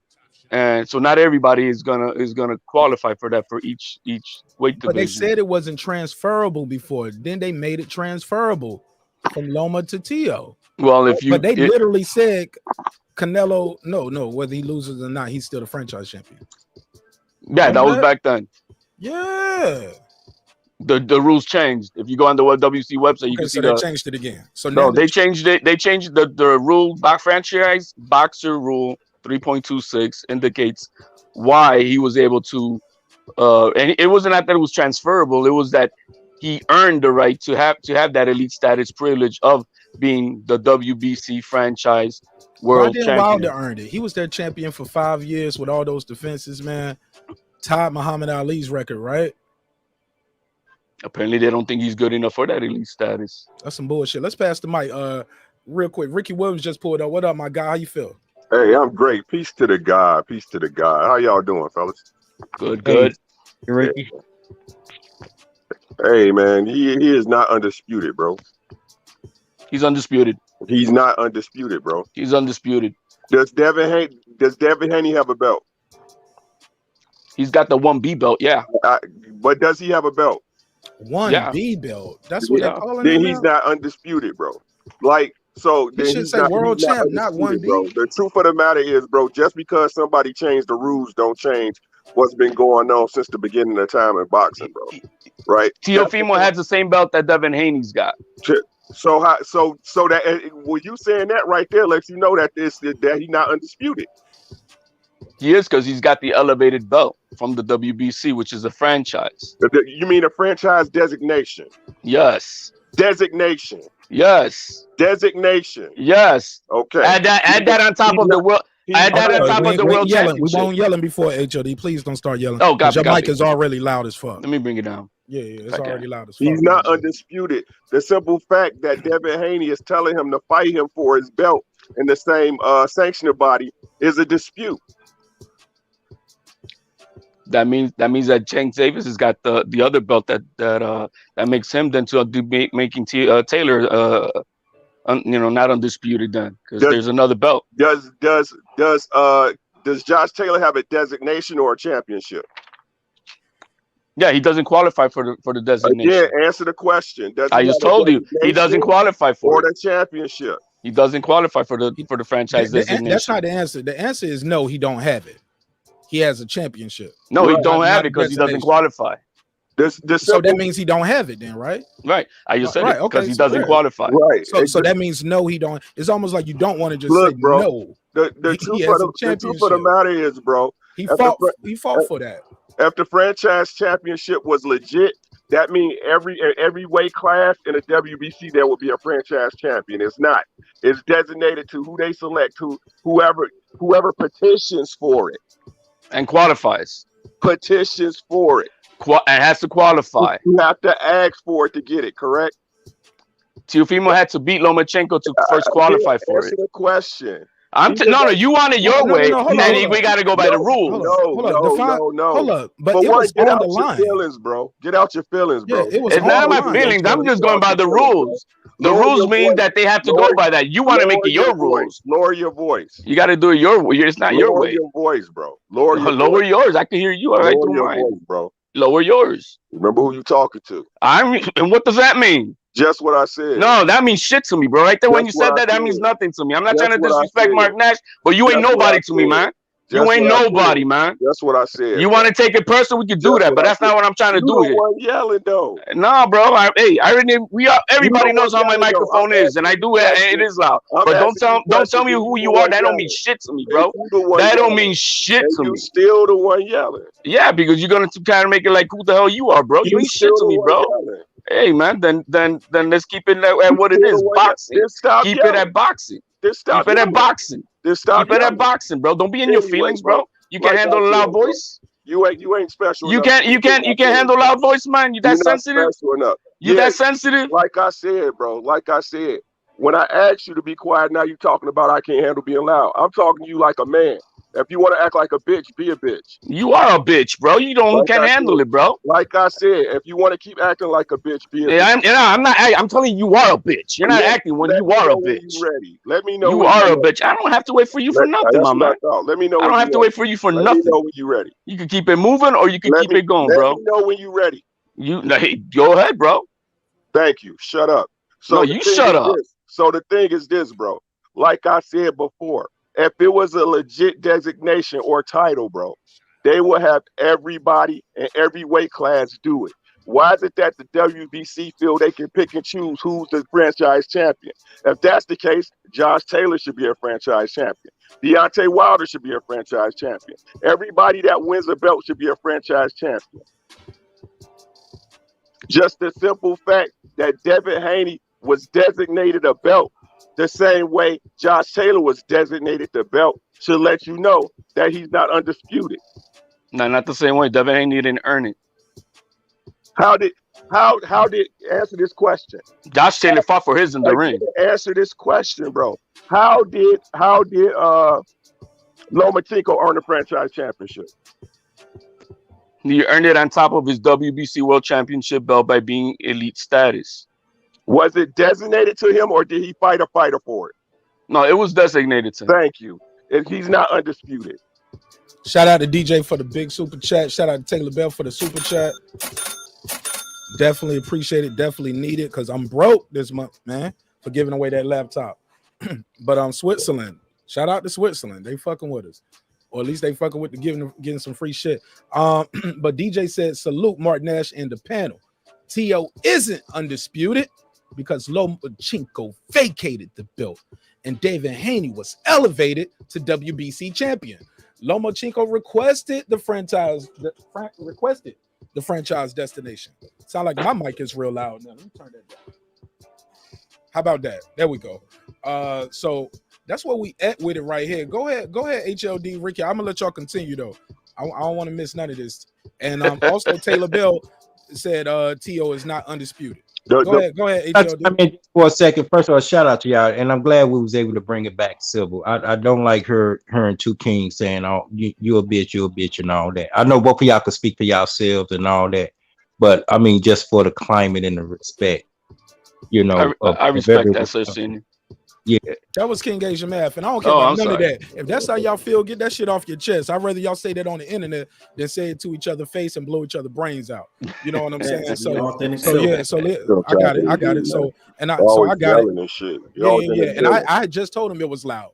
You know what I'm saying? And he does have a loud mic. I tell him that all the time. But when he's passionate, upset, it sounds like you yelling almost. And we can't. It's almost unbearable. But let's let these brothers get their discourse off however they choose to do it. As long as they keeping it on here and not in the streets, we can live and see another day. Go ahead, Ricky. I think you was asking a question or no, man. It's just like, but that's what's wrong with people in general, bro. Just because somebody authority set a rule, don't make it right. You know what I'm saying? Just because the WBC has the authority to pull bullshit strings, don't make it true or make it factual. It's people that believe it and want to ride with it that make it true. You know what I'm saying?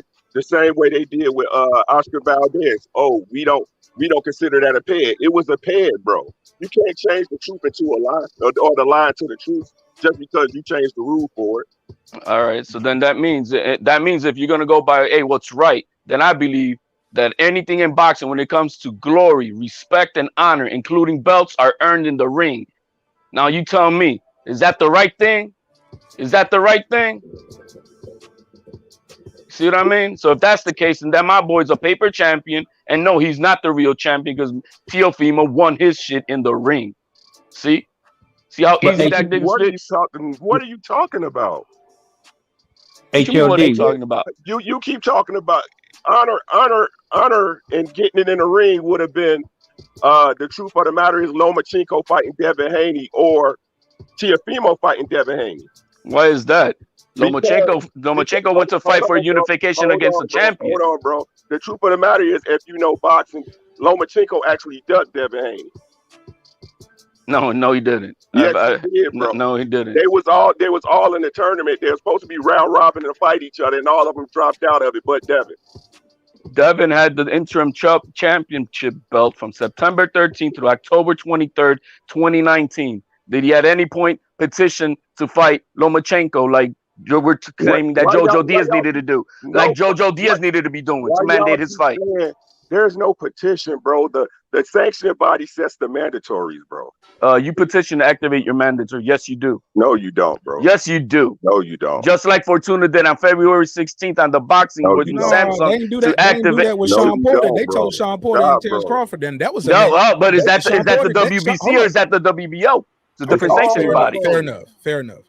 Fair enough. That is the WBO was like, y'all motherfuckers got to fight, or you're going to give up the belt, or you're going to lose your number one spot. The sanctioning bodies control the mandates, bro. The mandatory.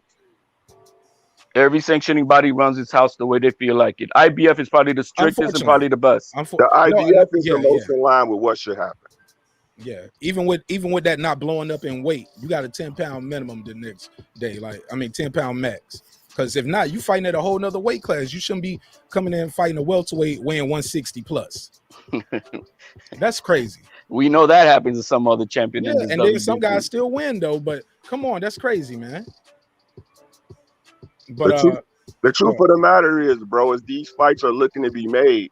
Devin ain't running from no smoke from nobody, bro. But Teo ran to a mandatory. It was ordered. Why don't you get that? It was ordered. It was ordered. It was ordered. It was ordered. It was by the IBF. By the IBF. By the IBF. Are we talking about the WBC? IBF. No, bro. Go by the rule. It's by the IBF. Don't try to control the content. Was it mandated? Don't try to control the content. By the IBF. Because now I can't even hear him now. If you talking while you talking, your mic is way louder than his HLD. Who mandated it? Just who mandated the IBF. He answered that. It was mandated, right? Yeah, by the IBF. Okay, then. Not the WBC. It's totally different thing. Right. Talking about. But the sanctioning bodies don't control the mandatory. Each sanctioning body runs its house the way they feel like it. WBC lets the fighters have options. No, you could do it right now. As of right now, still, Jojo Diaz could get approached by Devin Haney with a contract to fight. They could still do that, but they don't do that. WBC's weird, but that's their rules. How do y'all feel about what Crucial put up here? He said, you don't need every single title to be undisputed. You just have to beat the man. He did that. End of story. Lineal is all that matters. I get where Crucial's coming from. If I'm misspeaking about you, Crucial, you're more than welcome to click the link or type the correction. But it's not Teo's fault that when it was time for me to fight Loma had dropped his belt. Right. Let me say this. Yeah. It's not his fault that, now granted, he did get elevated. He did choose this higher status of belt. And he did allow his belt to be taken if I lose. You get what I'm saying? Or maybe they changed the rules at that time. HLD, correct me on that. But what I'm saying is it's not his fault. I beat the guy that y'all couldn't beat or that y'all was trying to fight. Like, that got to count for something. Now, look, God, I'm not saying that don't count. He beat Loma convincingly. That's not what I'm saying. But what I'm saying is, how does it look, bro? I thought you said he lost. If you know boxing, he lost. But this is what I'm saying. But where in the world does it make sense? If we just had a belt that he had that made him undisputed, then you drop it and replace it with a designation? He has both. And then what was y'all saying when Devin defended that title? No, I wasn't hearing none of that kind of talk that I'm hearing now. That he wasn't a champ. That he only got the 1B title. Yeah. Loma is that dude. He was the cash cow that whopping all that, but he was that without the WBC championship.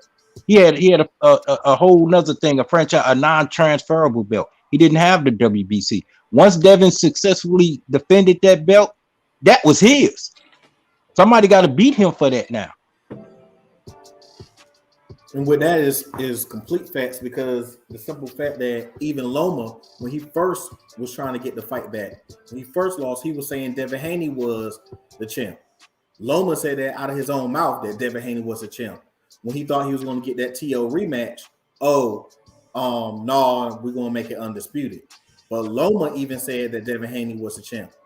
So which one you want to take? If you want to say, well, Loma knows what he's doing, Loma was the man who got beat should be the one who tells you who the man is. Until he could get that fight, he was saying that Devin Haney was the man. So I don't understand how it's one way over here and then it's something different over here. No, if a man has to fight somebody for the belt to make him truly the champ, well, Devin Haney has defended the title. So he fought somebody for the belt. Who did Teo fight? Teo still ain't had no fight since he beat Loma. So how can he fully be the champ? And that's a designation. They said themselves, it's not a title, it's a designation. So you can sit here and try to muddy the waters all you want. The simple fact of the matter is, Teo needs to see if he can get through this fight he got set, if he ever actually get in the ring, and then fight Devin Haney. If he can get through this fight, fight Devin Haney. Then he want to go for the Loma rematch, then do that. If you got past Devin Haney, then your prestige is going to be higher, and the clout of the fight is going to be higher. It's going to be what's good for you, title-wise, legacy-wise, and money-wise, and it's what's best for boxing. But the problem is he don't think he can beat the dude he about to fight now, Devin Haney and Loma, all back-to-back. Because if he did, he wouldn't duck the smoke. Go ahead, HLD. Oh my God, he couldn't beat it. So we're gonna say the only man outside of Lomachenko who's fought 3 top 10 guys, 3 top 10 guys in a row, 2 of them champions, 1 considered pound for pound top 3, and any way you want to flip it, and he don't think he can beat these guys. I mean, are you kidding me? You think that's the smoke that he's avoiding? Are you kidding? With 16 fights, Devin Haney at 16 fights was still fighting in Tijuana, Mexico. Devin Haney with 16 fights was fighting in Mexico. To make that fight. Remember, he said he's the man, right? If he's the man, then he should be able to say, "I want to fight Devin Haney." Why? Because you think he needs? Do you think that Tio needs him? I want to fight Tank. You know what I mean? Want to fight Devin or Tank. Tio need a fight, period. Tio looking to fight Josh Taylor next is what he wants on his dinner plate. Man, Josh Taylor gonna smoke his boots. Regardless, that's what he wants. But that's Josh what he Taylor's wants. Supposed to be moving up in. Hey, he don't care. He ain't scared of losing the O. He ain't no Mayweather with that BS stuff that I need to protect the O. He wants to go for greatness. Period. Period. And Mayweather not great. Period. There you go. So there you. But he ain't afraid of losing the O. And Mayweather not great. He ain't got. You ain't got 25 fights. Mayweather fought everybody and beat everybody. But he ain't avoiding it with 16 fights. Mayweather didn't even have what Tio has at 16 fights. Yeah, they won't give him no shot neither. But his first chance he got, bro, because everybody knew who Mayweather was that dude, bro. That's why he paid for the funeral. Yo, man, Chico Hernandez, because he never disrespected. He said he gave me a chance. He gave me a chance. Paid for that man funeral for giving him a chance. Take this for because he gave him a chance, bro. But in 19, how was Mayweather? 19, 20, some young shit, man. Maybe 21. I know he was a young kid though. He was a baby. You know what I'm saying? Barely old enough to buy his alcohol, and he's a champion, bro. Like, and fought everybody, bro. We can't say he ducking niggas or scared to let his O go. But I get it. He didn't have that in 16 fights. He did fight Conor McGregor fight 5-0. He should have fought a real dude. My nigga, he just fought Pacquiao. What are you talking? Did he just fight Pacquiao? No, man. He was retired every 5 years, man. He was about like 3-4 years when he was retired before he fought Conor. But anyway, man, that's it. All right, he came back and he was 40 years old, right? Right. Anyway, but we'll leave it at that. I mean, a 40-year-old man is supposed to jump in there with the young wolves when Tio won't even jump in there with the young wolves now. And he's supposed to be a young wolf. Oh, he is a young wolf. The only let me give you a statistic. That Conor McGregor shit was a dud too. That shit is still like it's up there with one of the largest, if not the one. Not competition wise. Did he beat his own record with Pacquiao? Who did Pacquiao fight right now, man? He lost the fight, but he fought what? He didn't fight nobody. He fought a dude. But they weren't on the same level neither. Let's be clear. You're gonna compare Ugas to Conor McGregor? No, I'm talking about Pacquiao and Mayweather. I think we're getting off that topic. Yeah. It wasn't. Now you wanna bring it back to topic because you made a horrible point. No, because Conor McGregor's not an Ugas. Are you kidding me?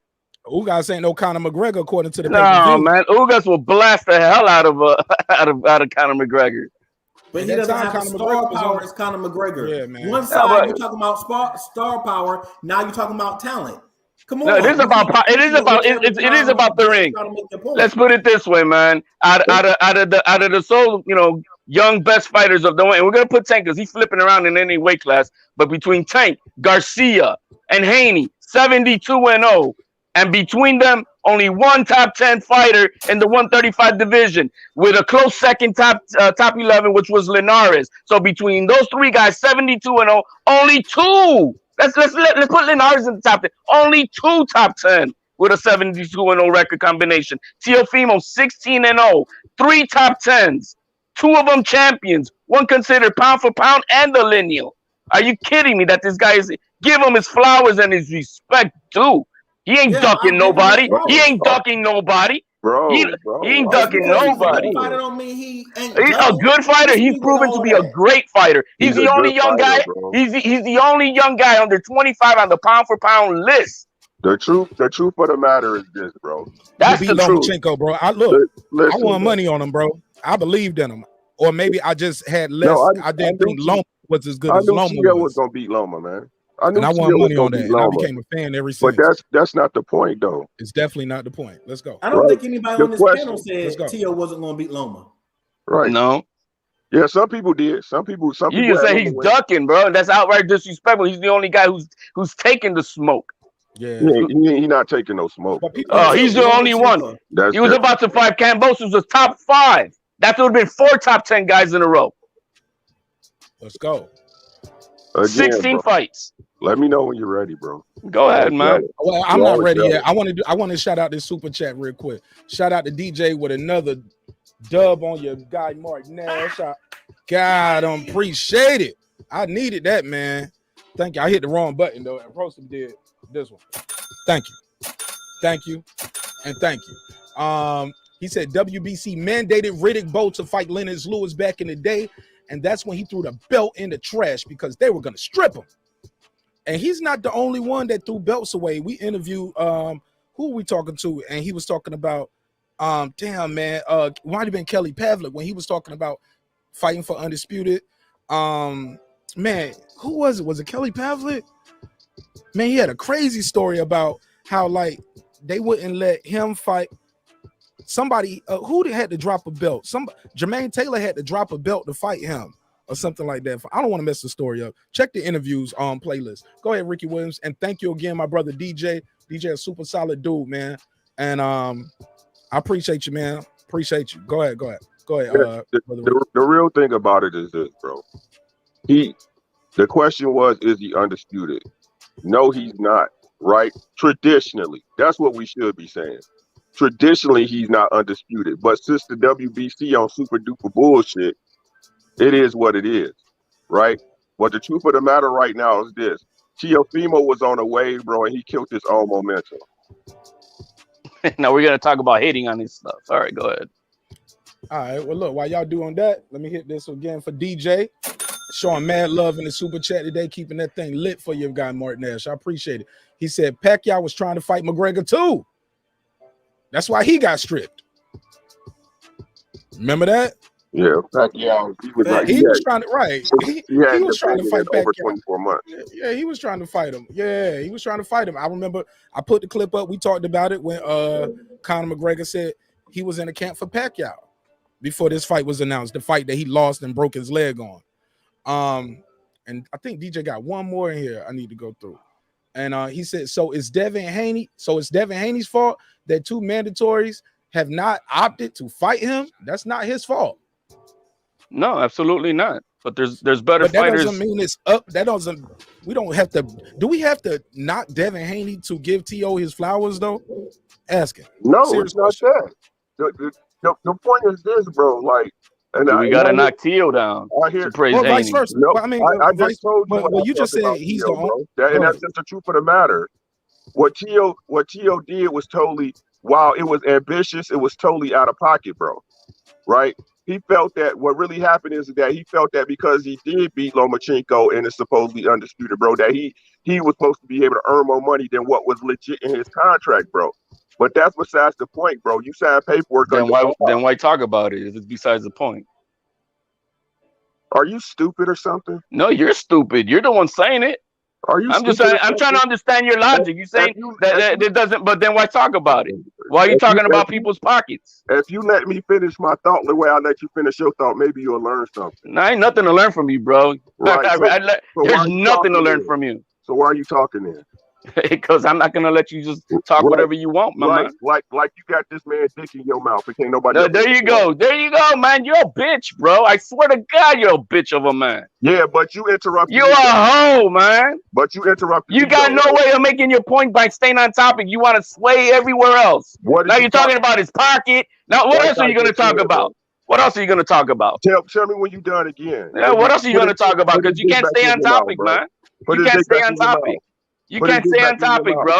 You can't stay Put on his topic dick for back in your nothing, mouth. bro. Let me know when you're ready. That just tells me the level Let of me your know when you're intelligence, ready, bro. bro. You're a fraud, bro. You think Let you me know slick. when you're ready, bro. Think you slick? Go ahead, man. Again, like I said, don't interrupt me no more because I don't Because interrupt you're you. an ignorant fuck, bro. I don't interrupt you, Yeah. Go ahead.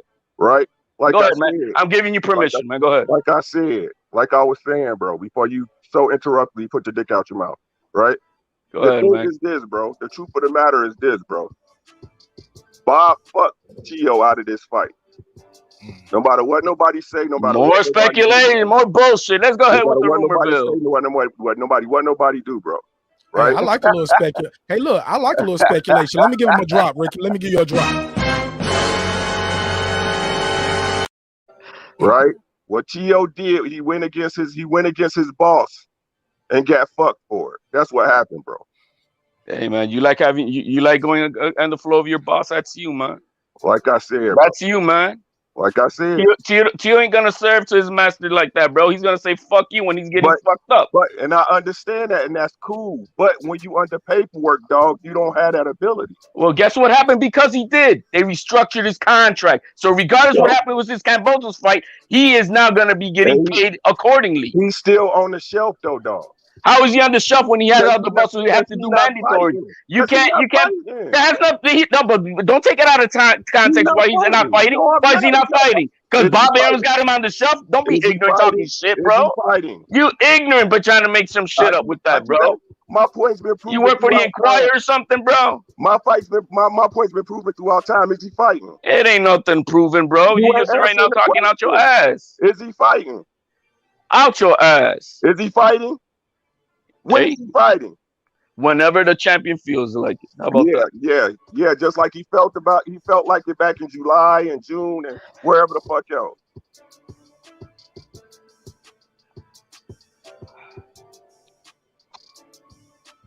Context, nigga. Good content though, y'all. Good content. Context is Devin Haney could have had petitioned to fight Lomachenko. He had 6 weeks to do it. And guess what he did after he got elevated? 2 weeks later, he petitioned to fight Santiago. Who? Santiago who? Who did he defend? How did Santiago earn the right to defend to get a shot at the title? How? Tio fighting. He defended his title against who? It's Tio fighting. Oh, then he went after Gamboa, who got knocked out by Tank, who's 38 years old, on one leg. Oh, he defended his title? He defended his title? Sir, when is Tio Come fighting? on, man. You're just straight up hater. Hateration, bro, and just don't want to look at the other side of what you got. You said hateration? Hateration, bro. Again, sir, when is Tio fighting? Whenever it's due. Whenever it's due. That has nothing to do with the way you're trying to say who your man defended his belts against, did he? Whenever the champ gets ready. He didn't petition to fight Lomachenko, but he petitioned to fight Santiago. About Tio. Linares was an exemption because guess what? Fortuna was the activated mandatory. But that stylistic fight would have been really troublesome. Real troublesome. Let me ask but you guess something. what? Linares was an exemption. HD. Well, look, let me ask you something. Since we got clear sides of the street, I like it like this. Let me ask you this. How do you feel when they say, when you hear Tio saying he's not gonna fight Haney though? He's gonna go up and fight Taylor. We don't hear him talk, and like we know they got history. We know we clearly know that's the fight the fans want. Like HLD, we know that people ain't calling for him to go up and wait and get either. I know he wants to dare to be great. I get it, but that's asking Josh Taylor to stay at that weight. Would Josh Taylor get credit if he beats him? People gonna say, "Oh, you beat a little guy coming up from 135. You supposed to. You're an undisputed guy at 140. You're supposed to beat this guy 5 pounds lighter." You know what I'm saying? So will he get credit? Because you know he want to move up to 147 to get those really big paydays. The only big payday left for him if he stay there is dependent on this guy to come up and what's going on with Triller. You know, we don't even know. You know, if I was him, I wouldn't bank on it. Because he was like, damn, man, I don't want to be sitting out after we agreed to a fight waiting for, you know, X amount of time. Dealing with him. He got beef with Bob Arum. Me and Bob Arum on good terms. Bob Arum was talking about Terence Crawford fighting Josh Taylor if he resigns. You get what I'm saying? He's And Josh also Taylor, mentioned fighting Teofimo. He just did that okay, day fair before enough, fair yesterday. enough. So how do you feel when you hear that he's going to do that? And what do you feel when people say Devin Haney ain't fought nobody? I think he hasn't. That's just fair. He hasn't. He hasn't. So he doesn't deserve to fight Teo, is what you're saying? No, I'm not saying he doesn't deserve it, but Teo's got his plans. I think it's Taylor first, and if not Taylor's not available, then it should be then Haney. That's his aspirations. That's his aspirations. He don't need to. He controls his destiny, which way he wants to go. You know, and if it doesn't happen this way, then yeah, then I absolutely agree. Go get that Devin Haney fight. You know what I mean? That's the way I see it. But right now, for an example, your guy's trying to fight. You know, Devin Haney's trying to fight Maxie Hughes. I mean, who? Maxie Hughes. When we got Lomachenko, Comey, Michelle Rivera, Pitbull Cruz, William Cepeda available. Are they trying to fight Haney though? Hey, they're all available, man. And yeah, they've all mentioned his name out. Yeah, absolutely, they have. Mentioning somebody's name and really trying to do a fight. Hey, separate things. yeah, well, guess what? That's the same thing I can say about Haney when February 28th making a Twitter fight with Lomachenko when he already had a signed deal with Linares. Hey, where's Lomachenko? What are you saying, my man? You already got a signed contract with Linares. What are you doing? You know that. So that's just all, you know, part of the whatever, keeping the name out there business in boxing. So why is Teo not saying Devin Haney's name? Respect him in which way? He's a fine young man. He's got an excellent father who's raised him, a manager, trainer. The kid is dedicated. He's out of the streets. He's not hustling, doing nothing stupid. He's a funny kid at that too. If you just watch his videos, I mean, he's living the dream life. The kid is. There's nothing wrong with Devin Haney as far as anything. But when we're talking about boxing, and we're talking about the numbers, which is who he's fought, yeah, he has not fought any high caliber fighters yet. You didn't think Linares was a good name? At that week, on WBC, he may have been top 10, but on BoxRec, he was 11th worldwide.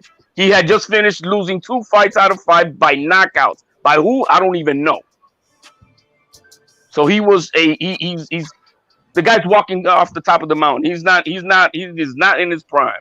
35 years old. He still called Haney with a good punch, showing that he still got something. Yeah, he got it. I mean, power is the last thing that you lose, man. But Haney was kicking his ass the whole fight, though. Okay, let me go to DJ real quick. Again, in the super chat. Appreciate you, man. This is our birthday month this month. And we definitely need your support. Thank you so much, because we get nothing this month. Everything is going towards this laptop that we just gave away. Again, we gave away a free laptop. We drew 3 names. The first name is out of Switzerland. If that person from Switzerland does not pay for the shipping, and probably won't, because shipping that's going to be expensive. It might cost more than the laptop, but hey, it is what it is. He got to send that first. If not, it's going to go to Descending Angel 1 or Ascending Angel with 2 L's at Gmail, or the other one is the Poozy. I can't say this, but whatever. D-Ped Uzi, yeah, at Gmail. And I'm gonna check with King Sumo, because I thought you have to have a Gmail for you to be entered. So I'm gonna check with them. I know they had some strict rules, but I'll make sure that is part of the rules, because I did have that up there. And but I want to be fair to the person who was the first name I pulled. But I thought I said you got to have a Gmail, because we want you to subscribe. So he said also the WBC mandated Cinnamon to fight Triple G, and he vacated that belt. After that, they gave him the first franchise designation. That is true. But he said Bob told Devin, it's too bad you signed with the wrong promoter when he was chasing Lomachenko. I get it. Maybe I don't get it all the way. What do y'all think the brother means right here? I think the thing is that Devin Haney never activated his mandatory petition to fight Lomachenko when he was interim champion. He had 6 weeks to do it before the franchise belt was created, before he was elevated to champion. Right? Thanks again, DJ. I see your other one out there. I'm gonna get that one too. That's all. But then with only 12 days before the fight, he petitioned on November 9th. He fought Santiago. Santiago who? I don't even know why he's fighting Santiago. How did he earn a shot at the title? I don't know. Was that a rhetorical question, or you was about to tell me? No, I'm just saying. I mean, it's just mind-boggling. How does Gamboa, who just finished getting knocked out by Tank, gets a shot at the title? How? What did he do? I mean, shit. We seen the WBC do that before, though. They, what's the guy? My guy Anthony Darrell got a good interview with Anthony Darrell on the channel. Check that out. Shout out to Anthony Darrell, and the whole Darrell family. But when I interviewed Anthony Darrell, we talked about corruption in boxing. And that was one of the things he said. He said, how do I beat Yildirim? And then his next fight is for the title against Canelo. I was trying to remember, because sometimes I get confused. Didn't Lomachenko lose and then turn around and get... Hold on, sir. I just said something and you just kind of went to somewhere else. I was trying to go to what HLD had just said. You was like, damn, I lost to HLD. What did you just say? Like, you said something. I'm just saying, how do you deserve a shot at a title? Yeah, but it's just corruption in boxing, though. We know that, though, HLD. We know that it's the beautiful ugly. It's the sport we love, but it's filled with corruption. And how does Yildirim get a shot at the title after he just lost to Anthony Darrell? Things we don't know, things we can't understand. Why isn't it a franchise for every weight division? Well, Haney is a franchise, though. If you consider, if you look at it by the rules, he ain't fighting mandatories. He could go fight anybody he wants right now. He's acting like a franchise right now because he doesn't have to fight his mandatories, and he's allowed to go fight any of the biggest fights by the blessing of the Godfather, Mauricio Solano, who told them that they could go fight whoever. Why is that? Hey, that's the way he's got it with Mauricio. You could go fight whoever you want. His weight class, no other weight class, just him. That's in the rules. Go on the boxing. Go on the because it goes by the boxing voice. Just go and see what Mauricio told them. What about the rules that you was reading earlier? Because you didn't the rules podcast to me earlier. The rules for somebody to fight the world champion, you have to be ranked top 10. And if you're not if you're right between top 10 and 15, it has to be by a vote of the board of governors to be ratified so that he can fight that guy. So that's how with the WBC, that's how you're allowed to fight the champion. Josh Taylor is going to move up and go after Bud at 147 after his next fight versus Cottrell. We'll see. I don't think that's going to happen. All right, go ahead, sir. Saying you was trying to say something. Yeah. So how did Lomachenko fight for a title, lose that? Are you frozen? And then it looked like your hand's still on your cheek and your mouth ain't even moving. You can't see me? Yeah, it's just it's you got a delay. You got a delay, but go ahead and say it again. Just speak up for me. Okay, I was saying, how can Lomachenko, as Bob calls him, Lomachenko gets to fight for the title, lose that, and then in 3 months get to fight for the title again? For the same sanctioning body? What is it? I don't know. I can't. I don't. He won his title. I just. For what sanctioning body are we talking about? He went to fight for another belt. Was it the same sanctioning body? Was it a different one? First title with the WBO. So was he lost? He lost. Who he lose to? Orlando. And who did he fight for the next fight? Was it with the same sanctioning body, or was it a different belt? It was for the same belt. No, it was the same person. No, it was Gary Russell. Yes, it was. Pull up. He beat Gary Russell. He beat Gary Russell, man. He fought Gary Russell and beat him. Gary Russell. Right. Who did he lose to? And he lost to Orlando. He didn't fight Gary Russell 3 months later, though. You said 3 months later he fought for the same. March, April, May, June. He did not fight. Salido was his first fight, and he lost that one. He didn't lose. Split decision. No, Salido was his second fight. Okay, yeah, but he didn't. Gary Russell won his third fight. Gary Russell was his third fight. Let me see. Let me check this out. And he fought Gary Russell third, and then took the belt 3 months later. I didn't know that. Same belt. What belt did he take from Gary? I'm lost.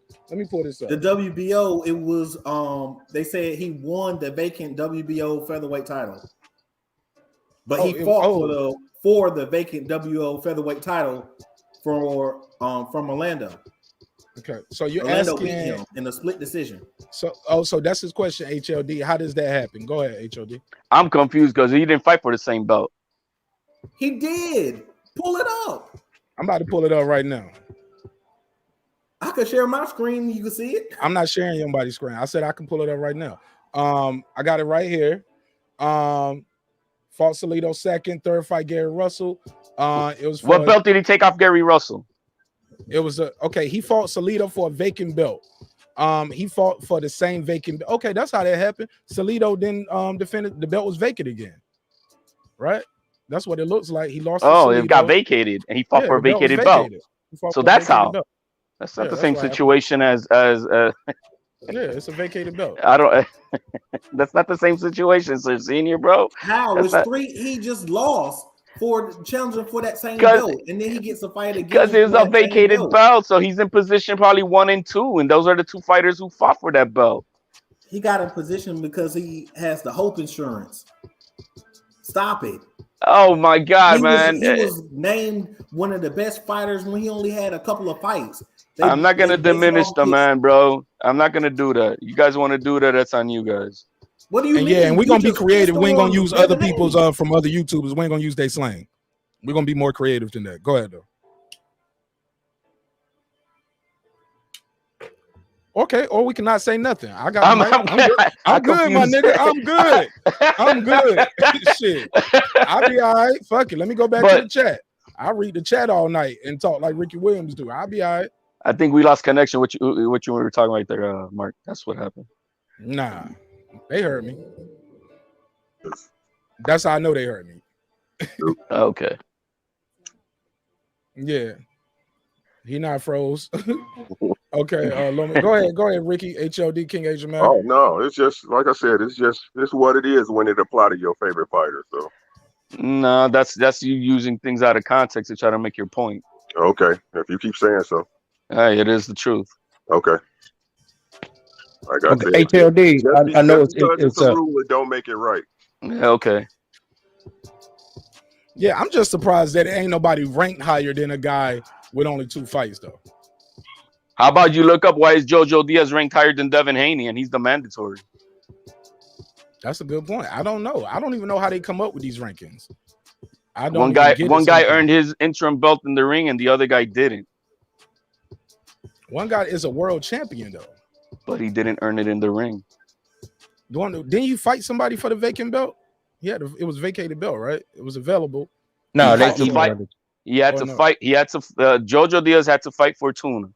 Okay, right. Devin Haney didn't fight anybody. They just gave it to him. He positioned, but after that, he had to fight 2 mandatories per the rules. No, he didn't fight. He hasn't fought not one mandatory since he's got the mandatory. Won't fight him. You had to fight 2 mandatories, bro. I remember them talking about that. Well, Santiago's not a mandatory. Gamboa's not a mandatory, and Linares was not a mandatory. The mandatories won't fight him, God. Let's be honest, bro. You got to offer him more money, man. That's what money talks. I'm telling you what I heard. Like you keep changing the narrative every time. The goalposts don't keep moving. Let's move to the next subject, then the mandatory need to activate. They need to activate. No, it's not. That's the fact. Fortuna on February 16th. So why Garcia didn't activate his Fortuna on February 16th, and you talk with that's the boxing voice. Samsung, the promoter, submitted the activation letter to activate Fortuna. Now let me finish, my man. You can't just cut me off. He activated. He already went ahead and got his thing activated. Guess what happened? He didn't activate his mandatory. Hey, to each his own. To each his own. But why didn't you let me finish? Then why didn't Devin Haney fight Fortuna? Why didn't Devin Haney fight Fortuna? He went ahead and asked the WBC for an exemption. He asked for an exemption to avoid Fortuna. I'm gonna let you talk, and then maybe you'll finally answer my question. Diaz had to take care of the business with Fortuna. Garcia didn't want to fight him. That's why he got stripped in the interim time. And Haney didn't want to fight Fortuna because he asked for an exemption to avoid Fortuna to fight Linares. Who's ducking who? So why didn't Ryan Garcia activate his mandatory? I'm still asking the same question. Go ask the man, bro. But you had all these excuses. It's not excuses. I'm stating facts. Bill Haney got challenged with a $50,000 bet, certified check to have the Fortuna by Samsung promoter Fortuna and the boxing boys February 16th. It was a whole week scandalous thing, bro. And they had the check, they had the everything going. Guess what? They avoided Fortuna. So HLD, what would be the remedy to clear all this up for the 135? Let me Well, hear at this point, Tio is in charge of the way he wants to go ahead and do his thing. So once he gets this Kambosos fight out of the way, he's going to wait for Josh Taylor that he has a mandatory to fight in December. He's going to hopefully want to get a fight with Josh Taylor before he gets married in June next year. So hopefully that'll be sometime between April or May. And now if that does not happen, it cannot happen, absolutely, I would like him to go fight Devin Haney. Okay. That, I mean, if he's gonna move up to 140, and the way I see it, he is gonna beat Josh Taylor. These belts at 135 are just gonna. Hey, you guys could come pick him up. Anybody who wants to stay at 135, come pick him up. He ain't gonna need him. But that was the plan back in April. Okay, and what? I don't get what your point. Into fruition. Josh, go ahead. No, I mean it's not in fruition. Well, Josh Taylor's got to fight a mandatory. Josh Taylor's got to fight a mandatory in December. So there's nothing about fighting this year with Josh Taylor until he finishes with his mandatory. Just like Teofimo can't do anything until he fights this problem he's got with the IBF of his mandatory. Josh Taylor told Teofimo Lopez, don't mention my name until you fight Devin Haney. Guess what? Bob Arum, who's the boss, like you say, right? He mentioned that, hey, Josh Taylor may have only two options, and that's going to be maybe the winner of Crawford and Porter. And you got to remember, we don't know if Crawford even stays with this is his last fight. So maybe if Crawford leaves, what's the point of Josh Taylor going to 147? Because Top Rank got no belts after that. Last time I checked, sanctioning bodies weren't beholden to certain promotional companies. So Josh Taylor can get that fight mandated with the WBO, whether Terence Crawford resigns or not. They don't run it, man. You know that they don't run it, man. No fighters totally run it. DJ talk, man. You got we're going by speculation here. Yeah, gotta let DJ talk. He's definitely been supporting the show all night with his time, his energy. I'm going by facts, and we going by speculation. Go ahead, DJ. Get your bars off. I was just, I see the point that HLD is trying to make. He's just a little off base a little bit because after because Loma never defended that WBC belt anyway. He won it and then tried to go straight into a unification with Tio while Devin Haney was breathing down his heels. As a matter of fact, he did win that interim belt in the ring. But he wasn't fighting. So by the time Devin tried to make the fights, or by the time the fights were, scheduled to be made, Tio already had an opponent, and Ryan Garcia wouldn't fight him. And Fortuna already had an opponent. So remember, he was supposed to fight Ryan Garcia, but then Ryan Garcia pulled out because he said he had mental issues. Remember that? They were all supposed to fight around the same time. What happened to Devin Haney after November 9th? Devin had to scramble and get Linares. No, he didn't have to scramble. He could have fought Fortuna. You just missed what I said. By the time he scheduled that Linares fight is when Ryan was supposed to fight Fortuna. You remember that, right? And Ryan pulled out saying that he had mental issues and all that. That was for May, man. That was down the line, man. That was not even in the same. Okay, and Devin had just fought in April. Devin already had an opponent. They were going to fight within a month of each other. You remember that, right? No, my man, you're off with the timing with that. I'm not off with the timing. Ryan wasn't supposed to fight until July. He pulled out the fight in April. Fortuna already activated his back. In February, Fortuna activated his mandatory status to fight Devin Haney, February 16th.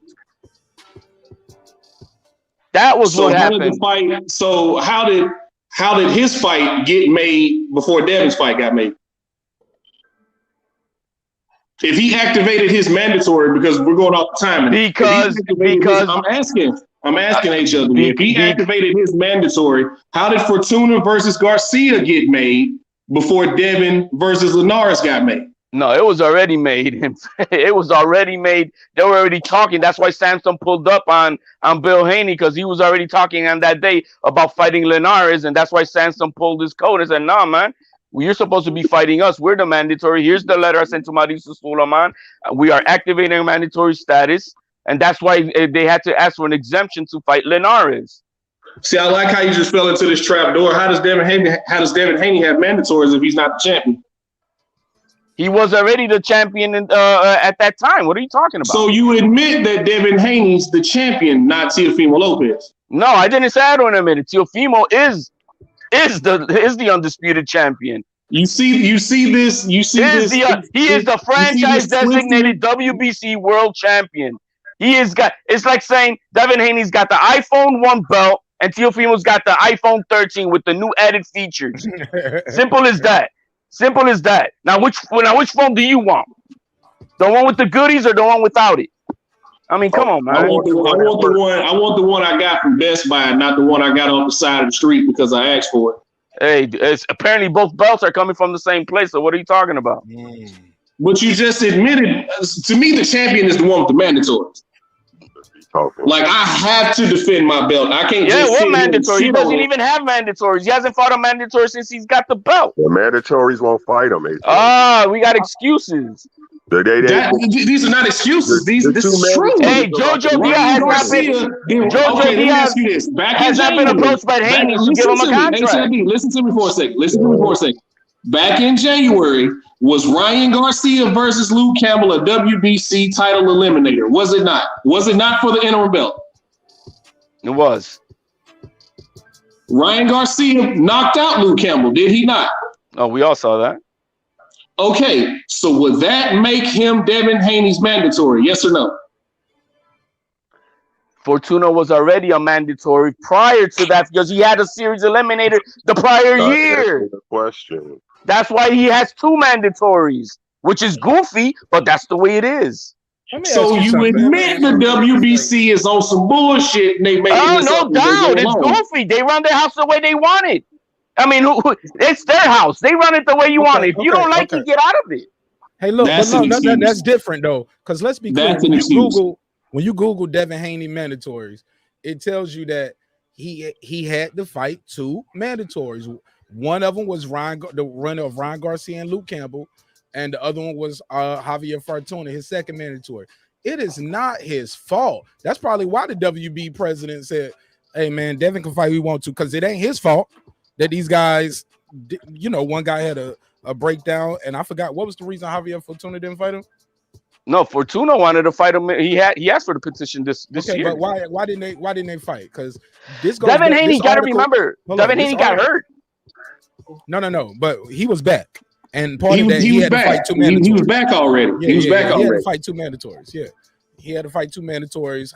When Luke Campbell. So and Fortuna was when Devin Haney hopped in the ring, he had two mandatories, which means he could pick one, right?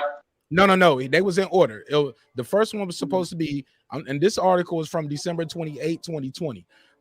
Fortuna was going to be the second one. The winner of Ryan Garcia and Luke Campbell was the first one. So that's what I'm saying. So they were in order. But remember, he was at Ryan's fight. But Let me finish. He was at Ryan's fight. Your question was he could pick either one. It was sanctioned for you. Hey, you got to fight the winner, Luke Campbell, first, and then if you were successful between that, your second mandatory is going to be Fortuna. I just wanted to let you know. Haney was champion in recess last year, guys. Go ahead, DJ. Oh, Jesus Christ. Go ahead. He was champion in recess. Go ahead, DJ. Go ahead. So I just want to know how both of his mandatories ended up scheduled to fight each other. Their date was made before Devin's date. Because after they asked for the exemption to fight Linares, the WBC Garcia pulled out because he had his mental thing issues, and the WBC then said, "All right, since we're giving an exemption for Fortuna, you're not going to fight for the title, and more than likely there's some step aside money with that." But yeah, he got that, and they said, "All right, you're going to fight Jojo Diaz, who's taking Ryan Garcia's spot, so that we can have a final eliminator of one mandatory," which is what they're trying to do now again. Okay, so why is Devin Haney fighting Maxie Hughes instead of Jojo Diaz? Jojo Diaz has a contract offer from Golden Boy Promotions on the table, and he has not received one contract offer from DHP or Eddie Hearn. offset that. Yo, man, he's gonna fight for the biggest prize. So far, he's only got one offer on the table. The question comes back again. So why don't he just activate his mandatory? Why don't he just petition to become the mandatory? Because on top of everything else, he is not the owner of his path as he works for under a promoter. Got it. I hear excuses. I hear that. Why? If somebody wants something, you go get it. You want something, you go get it. If you got a girl who's in a dance club, you go after her, man. You just, hey, you gonna ask her out or not? It's as simple as that. So when you asked out Devin for that belt, that means Teal didn't wait on anybody. He went and go get him. That's what he did. So Ryan didn't want the belt, right? Ryan, hey man, I don't want to play off his thing with none the of mental Golden health Boys issues. champions want belts. None of Golden Boys champions want belts. Yeah, let me ask you that, HLD.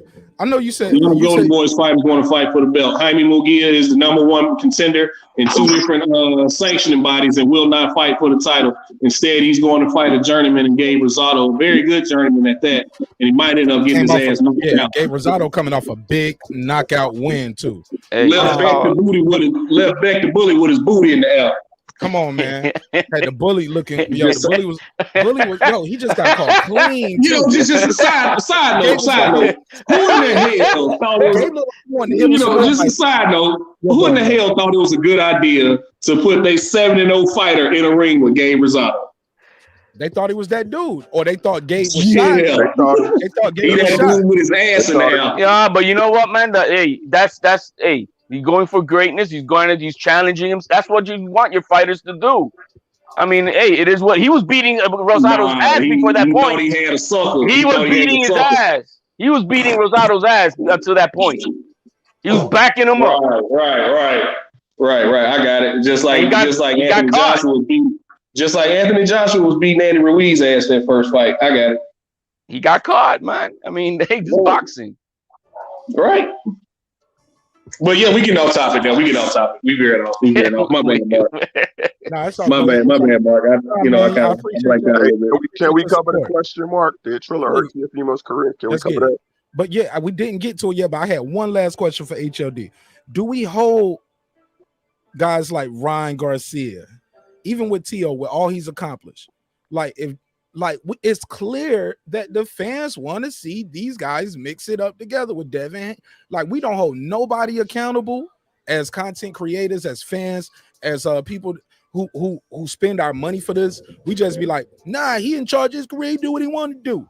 He about, my nigga, you got 16 fights, man. Fight all these dudes. You young, fight each other now while y'all all young, while y'all all undefeated. He's the only one doing it. No, man, he's not the only one doing. Like, if it's really like that, don't go up chasing Josh Taylor. You still got work here at 135. Big fights. Big fights. It's a lot of fights he can do right here. There's only one fight. Hold up, man. You that top dog, clean out the division for real. Yeah, you fought Loma. I get it. But come on, man. Everybody up here, like, let me say this, man. I know you're gonna ride for your guy, but you don't think he gotta fight this dude.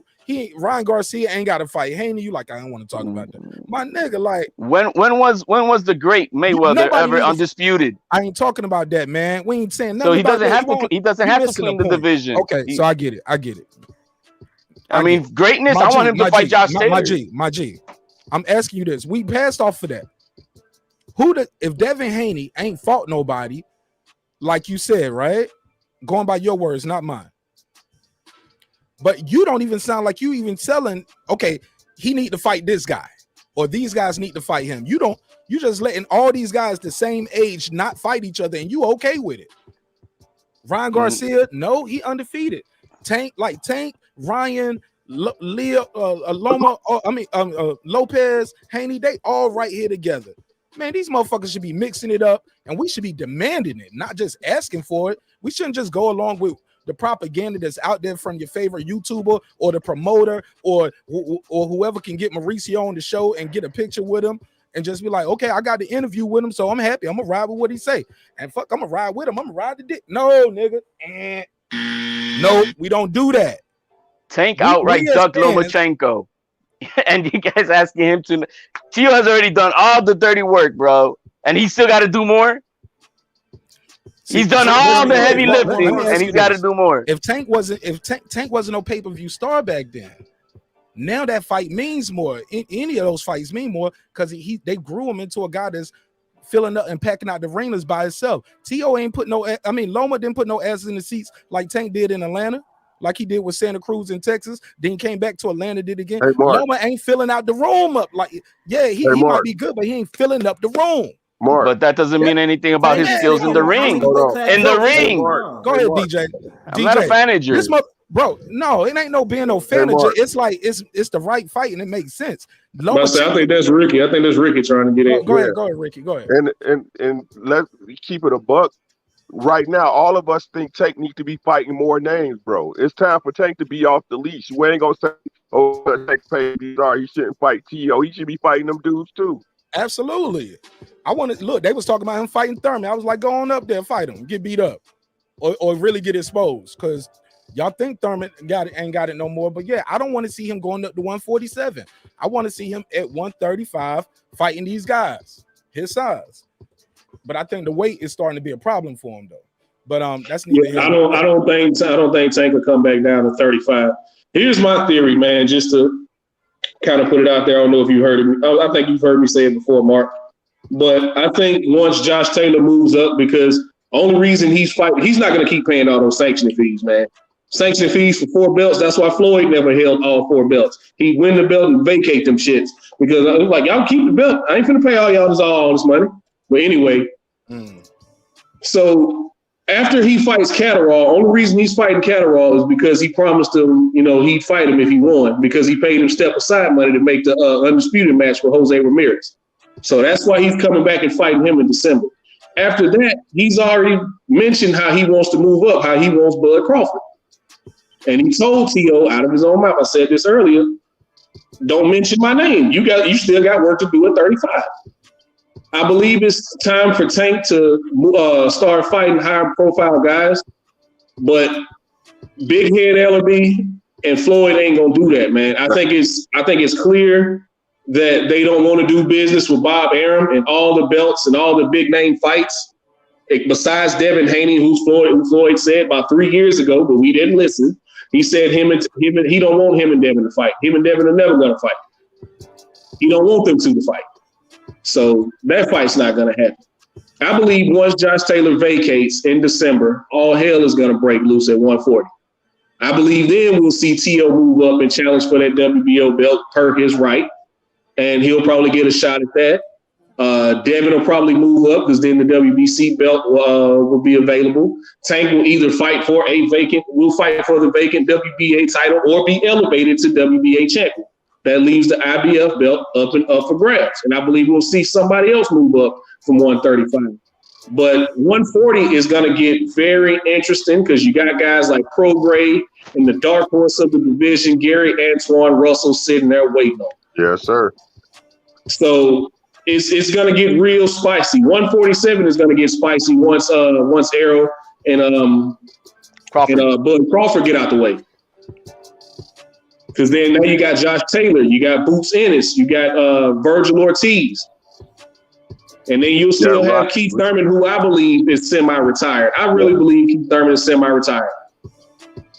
You got Speed. He's still lurking around. You'll still have Danny Garcia. He's waiting for one big payday. He's waiting for that one big payday, like Porter was. Yeah. I think he's waiting for one more big fight, man. And I think the PBC has offered him fights within this past year. And he's just turned them down. Yeah, exactly. Yeah, just like Porter, because Porter was only, you got to see, Porter, they only were offering him like 2. He made it out to get 4. I think if he loses, I think he's riding into the sunset after this fight. You know what I mean? Yeah, I think Porter understands that this is his last opportunity before he becomes a gatekeeper. And after this fight, he will be a gatekeeper because Terence Crawford is going to beat the brakes and rotors off of him. And he'll still make good money he'll make still good money, like fighting a Virgil Ortiz and a boot, because he's going to be the only one. I'm about to say, do you really think Sean Porter's going to say he ain't going to fight him though? Yeah. I'm about to say, do you really think Sean Porter is going to stick around and get fed to a Josh Taylor he's going to make his broadcast. Virgil Ortiz? Do you think he wants to stay around and be a stepping stone? Nope. He gonna do his podcast and do broadcasting. Yeah, absolutely. Yeah, he's going to do podcast and broadcast, man. I think this is his last hurrah. I think Thurman is going to make that transition as well. Yeah, he's good. Yeah. Like I said, man, I think Keith Thurman is already semi-retired, but I've talked enough, fellas. I'm gonna fall back, Mark. I'm gonna fall back off in the chat. I got some work to do, man. Peace to the channel. You know, peace to everybody on the panel. Peace to the chat, brother. Bless my friend. Thank you again for donating to the show, man. We really need it. I appreciate it, DJ. Yes, sir. It's all love, man. All love. Appreciate it. Shout out to DJ.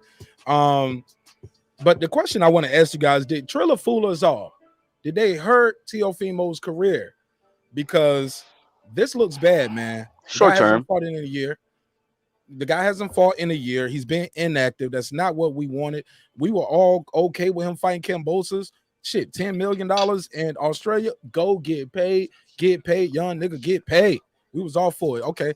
Not going to Australia because of what's going on with COVID. Okay, we get it. Shit happened. Now you're gonna fight over here in the States, and you're gonna fight Kambosos over here. Okay, can't get 10 million.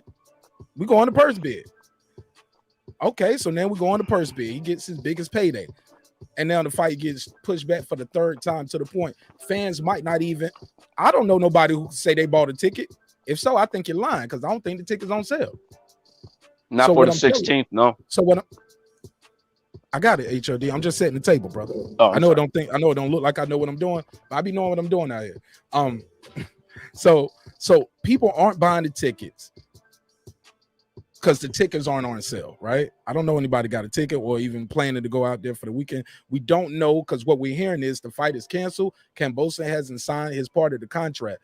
I'm like, well, if y'all gonna move it to the 16th, it's 2 weeks away. You got, yeah, I get it. Yeah, you got to pay me more. And T.O. argument is they ain't paying me more for switching the date. You should be happy for the opportunity to fight for all the belts. He was like, man, we supposed to fight this day. You get what I'm saying? Y'all want to move it back some more and some more, then some more. Like, this is 3 times. I got to go back home. Or either I'm in Australia and I got to come over there and climatize, right? Get used to it, the jet lag, everything. Bring the camp. My G, did Triller fool us all with that good Mike Tyson, Roy Jones event? Mad entertainers, let us see Snoop Dogg smoke weed, got to see ass shaking around, a lot of good performances. And now this is happening. Ricky Williams, you go first, please. I think Triller should not be trying to do official boxing match. Right? I honestly feel that their model doesn't fit that mold. Right, a lot more goes into what they think it is than doing a celebrity death match. You know what I'm saying? The celebrity events is you get 2 old guys, they put it together, they do it. But these fighters usually fight on a set schedule, right? They got to have a certain amount of time for camps, and they warm down and warm up in and out of camps. I think Triller just got a little too happy for themselves. Right? They had the budget, they had the money at that particular time, and they figured, fuck it. But it was a bunch of different events and different things that went on that didn't allow this fight to take place. Now, you can say it's kismet, or you can say it was meant to be, but Triller should not be doing regular boxing. I'm talking about official boxing matches, and I think within the next 2 years, they'll be out of that. Go ahead, HOD, what you got? There's a lot of fishy stuff going on with this company Triller, no doubt, man. It's been the Triller Hour, with hosted by clown Ryan Kavanaugh and former CEO Peter Khan. I mean, look, what happened with Teo? Look, Peter Khan, he's the guy who runs the boxing side of Triller. He's also Kambosos' manager, and guess what? But he's not with Triller no more, though. No, as of 2 weeks ago. Right, but he's not with him no more, though. As of 2 weeks ago. I mean, why did he drop out of the blue? You know what I mean? Do you know why? Is coming up. Do you got anything that you know, or we're gonna speculate that you was talking about earlier? Yeah. So you was talking about, you criticized the other brother earlier for speculating. Are you about to speculate on something? I think there could be some money problems. That's my own speculation. I think there could be some money problems. And personally, this guy with him or Triller? With Triller, and Peter Khan didn't want. He's the one who's running the boxing side of Triller, and he said, "Hell no, I don't want to get involved with this." Now I got to ask you that. What evidence that you got of that to make you even speculate that it might be some money problems? Because even after you seen them driving in Camry or something, even because even after he left, he's now asking Kambosos to request that his money be put in escrow before he flies out to the United States, because he's still in Australia. And why is he saying that? Because he want to make sure the money's there. Exactly. But then on the flip side, he's now asking for, I think it was $380,000. Yeah. And then Teofimo said, "Well, look, man, we'll grab it out of my purse. Here's the $300,000." That Signed the sound deal. good. That sound good, but can he do that? Can Teo just wire him the money up front? Like, but you just telling me we gonna do that? That you telling me that in a DM don't mean shit, bro. Is that in writing? Did they put that in writing? How much of the writing behind the scenes do we know? Right, that's what I'm saying. Like that's I heard that story too. I said that earlier. I don't know if you was up here when I reported that. I got that from Punch, who I know talks to Junior and T.O. He's been in their camps. I mean, Dan Raphael, he's a guy who works for World News. He's got a lot of the letters, attorney letters, and everything in between that can fact check. You know what I mean? Have we seen? If you pay the $60, you can see the letters. Okay, he charged $60 to show it. Yeah, because you got to be a subscriber to his thing. Okay, cool. See, you gave me some information there. All right, I'll pay him the $60. You know what I mean? So now that we have, we can only go by what we got. He was giving him still, right? I'm gonna give it. What's holding him back? He doesn't want to do it now. Hold on. Did you hear this part where they said he was after T.O. said we do that? He's basically want to say Triller is in default of contract. As in, like, no, I ain't got to move up. Y'all basically, y'all gonna owe me money. Y'all got to pay me something, if not the whole thing anyway, because you guys are in default of your contract for moving it again. Now I can get this money without even having to fight. Yeah. Well, the letter that Triller is presenting to the IBF is that he did send the letter to the IBF, in which they have copies of, which we submitted to the IBF. Him Camboso requesting that the fight be for the middle of October, and so that's why we haven't heard anything with the IBF yet, because they're the ones. Ultimately, they're the ones who's going to have to then rule on this and which way they're going to have to go. Exactly. Either you know what I mean? Strip him, or they're going to give him his money. I mean, strip T.O., give him his money, or they're going to tell Cambosos you got to fight.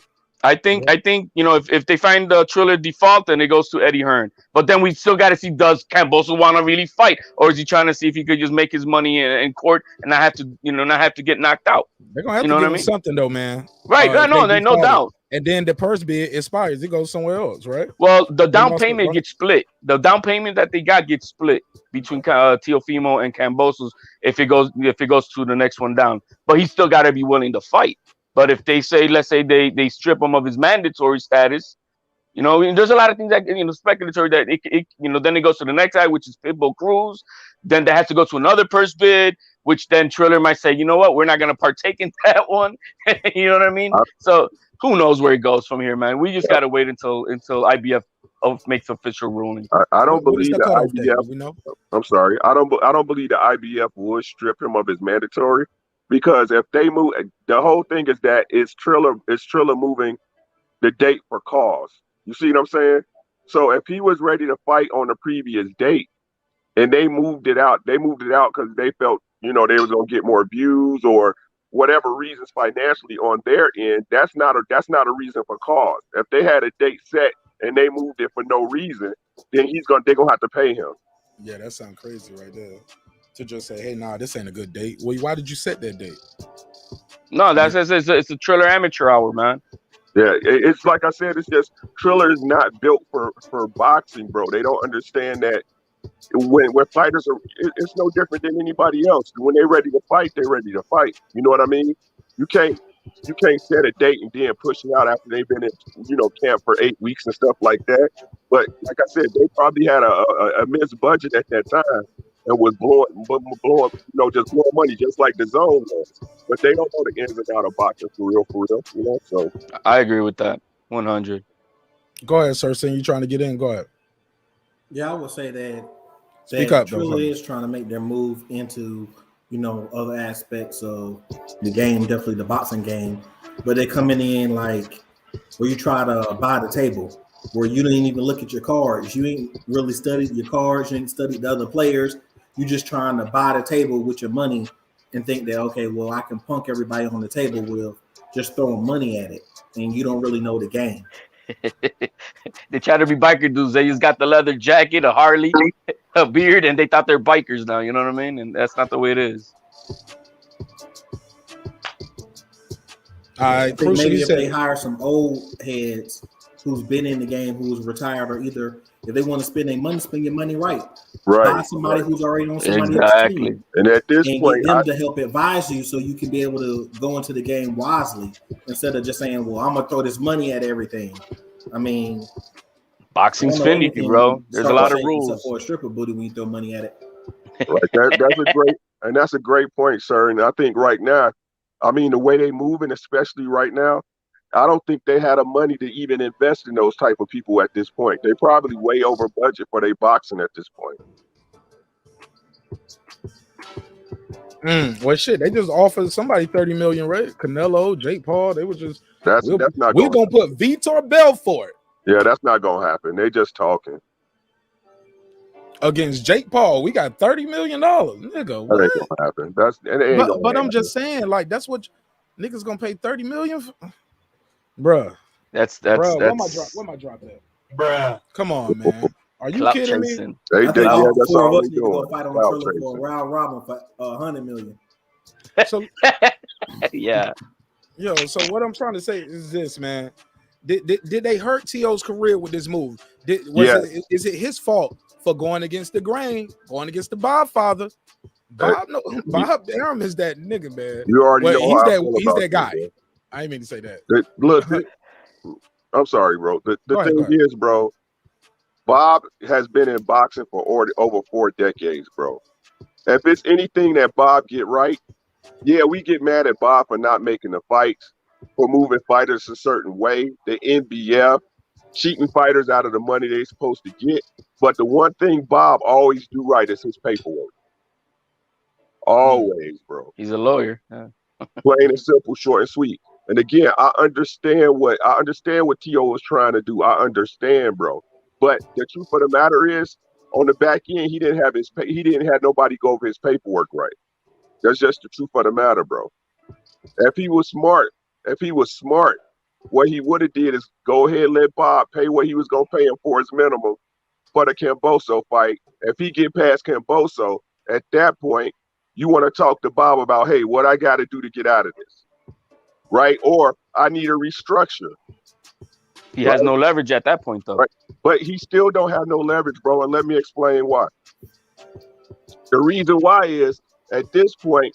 So, for example, and I hate to use this as example, but this is the easiest one to use. Floyd Mayweather, back in the days when he paid $750,000, right?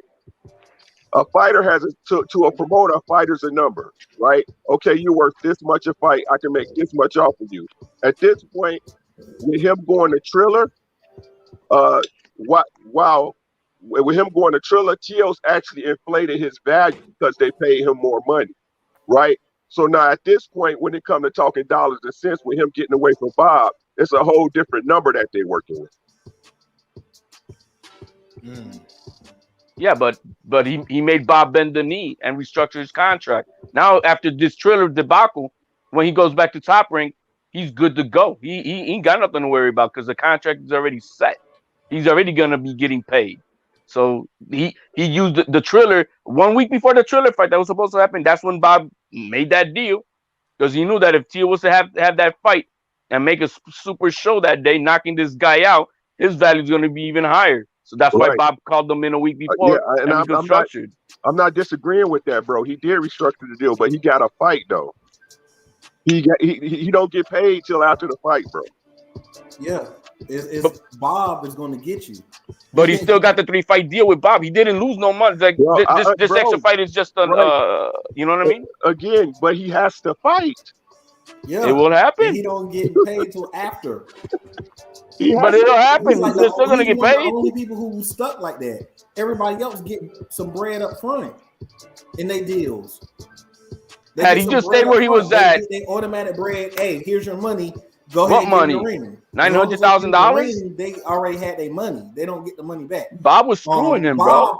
Bob was screwing him. Bob didn't want to pay him more than anything else. He just wanted to pay him what he had. He would have had to fight 3 to 4 times to make what he could have probably be making in this fight. So I don't blame the kid going forward because I actually, don't either. Eddie Hearn, Which nothing happened still. He still ain't got the money. yeah, That's but what that's I'm saying. hindsight. This is hindsight. Okay, yeah. I mean, but hey, I ain't gonna lie, I was happy for him. I was like, Absolutely, there you man. go. Go He against the gotta grain, fight. get your paper. Absolutely. And but then they moved it. Like that same pressure that he put to move it, he should have been putting that pressure like back then. I think he's been too nice to Triller because they offered him the biggest bag. I seen him when he was on ESPN. He was like, yo, I'm just doing this thing right here, but I'm coming back home. Tim Bradley and everybody else on ESPN look at him like, you don't fucked up, right? You fucking with that. You don't like even when Shawn Porter had that he made a point to put that PBC Fox hat on the ESPN Plus interview. He trolling, but he making a statement like, yeah, I'm with this side of the street. Tio still won. Oh my God. Tio has to fight, bro. That's all. But he's going to after this. He's got to. It's done deal. It's not. I don't get it. I don't get what the let's point. play advocate, not devil's advocate, as Mark says, right? So because I called this back in a couple of months ago, right? That this Tio versus Camboso fight's not gonna happen. I don't. Oh shit! You called it? Yeah. It's on my channel, bro. Man, oh shit. I said this fight wasn't gonna happen, bro. So let's be real. We speculating. This is total speculation, right? So let's say this fight don't happen. That means Tio has to go and garner another opponent, and then that's another 8 weeks of training. Right? You done already got a year stolen out of your career. Your momentum is totally shut down. You beat the man, like you said, HLD. He beat the man. Your value has dropped exponentially off of one fight with Triller. But what value? He's got a contract signed, so the value's not gone. You gotta fight, bro. And what does that mean? He has to fight, guys. And so he will. I don't get what you're saying. Like what? He's not gonna fight? Fight. And he's not going fight to this year. Think he's gonna fight this year, HLD? I think so. I think so. I don't know what made. I mean, I understand you want to shoot for the moon and land amongst the stars, but I don't know what made Tio think that he was going to do a move like that and not have his paperwork correct. Bud Crawford has been there for how long, and he couldn't do nothing because his paperwork was preventing him from doing so. So, but in what context? I don't understand what you're saying, he was Sister. going to be able to do something extra. Bud even said, as a unified and undisputed and champ in 3 different weight classes, pound for pound, is only able to fight the people they put him in the ring with. Why did Tio think he was going to do something miraculously different without making sure he had all his T's crossed, all the I's dotted? In other words, the paperwork set to make sure that, hey, I get this Triller fight and it's still going to work in my favor when I have to, as he said, come home to ESPN. Go ahead, HLD. Answer that question. It already did. That's why are you guys negating? It already did because Bob Arum already bent the knee and gave him a new reconstructed contract. Had he not yelling, hey, HLD, please turn the mic down just a little bit, bro. Damn. Like you gotta turn that down. That's you because it's loud already. And then when you talk like that, you are screaming, bro. And these are good headphones. I don't know how it sounded to everybody else out there, but you sound super loud. Damn. Yo, I mean, it's like, bro, I don't even want to imitate it. I got the opposite problems of the busted mics. Yeah, man, that shit is loud as fuck. Or just pull it away from your face a little bit while you're talking, because you're still loud. Because you're still loud and clear. We don't need that, but I need the passion though. I need that energy, but I just need you to give the space on the mic, my brother. If you gotta, yeah, I'll see what I can do with it, man. Let's go. Give me that. Let's get that energy back up. All right. Look, anyway, look. The bottom line is he already. Even if this Triller shit goes down to shit, his contract that he had before with Bob is null and void because he's got the new contract. He's done. He's got it what he needed, and he shaved 6 months off of it, so he's good. He already restructured his deal. It's restructured. Good shit. Good shit. And so it's done. I don't know what are you guys talking about. It's done. And he got a higher guarantee, I'm sure. A much higher guarantee. Let's get it. The highest paid 24-year-old and under fighter in the game. But yeah, does he have to fight? Well, of course, everybody's got to go to work. You got to go to work. That's gonna happen after this debacle with Kambosos is done, whatever with Triller, and that's it. I mean, I don't understand what did he do wrong. At the end of the day, this Triller debacle, even if it's all messed up, it earned him the right to have a leverage over Bob to give him the guaranteed money that he deserves, and that's it. So look, at the end of the day, man, I'm a big fan of Teofimo, man. I'm a big fan of what he's doing. I love his father, what his father and how they moving to get him paid. But he got to fight to really get paid. You know what I'm saying? Because like you said, he got to fight, and I think he's gonna fight eventually. Is it gonna be Kambosos? I don't know. How do you guys feel about Triller as a whole, though? All of y'all, are y'all in general consensus they are bad for the business of boxing? Is Triller bad for boxing? Garbage. I think the way they are now is, you know what I'm saying? I think, like, I think people need to understand what boxing really is. Everybody wants boxing to be bigger and stronger, but boxing has always been a niche sport. You know what I'm saying? And I just think it'll always be that. You're gonna have certain people that casually float to it, and you're gonna have the hardcore fans. But I don't believe in these events as boxing. You know what I'm saying? When y'all had these celebrity fights and people want to say, "Oh, this is the reason boxing." No, the reason why those are available because people want to see stuff like that. But I don't call those boxing matches. I don't consider them. I just consider them events. But Triller, the way they are, like, they're not going to survive. I'm telling you, 2 years max. They losing too much money in boxing. That's just, I mean, official boxing, they losing too much money. They pay Riggaroo out the butt. You know what I'm saying? Like, you can't do that, bro. You got to pay. Wow, I'm not mad at. Look, if they can get the bag, same with Teo. If we're able to get $6 million, You broke up right there, bro. You broke up. If they can do what with Teo? Oh, if you gonna throw a bag at them to fight some bum or some super low class fighter, hey, go ahead, man. But you know that's not your career, bro. You got it. Your career is with the dedicated fans. Those are people that buy your merch, that buy the tickets, stuff like that. You know what I mean?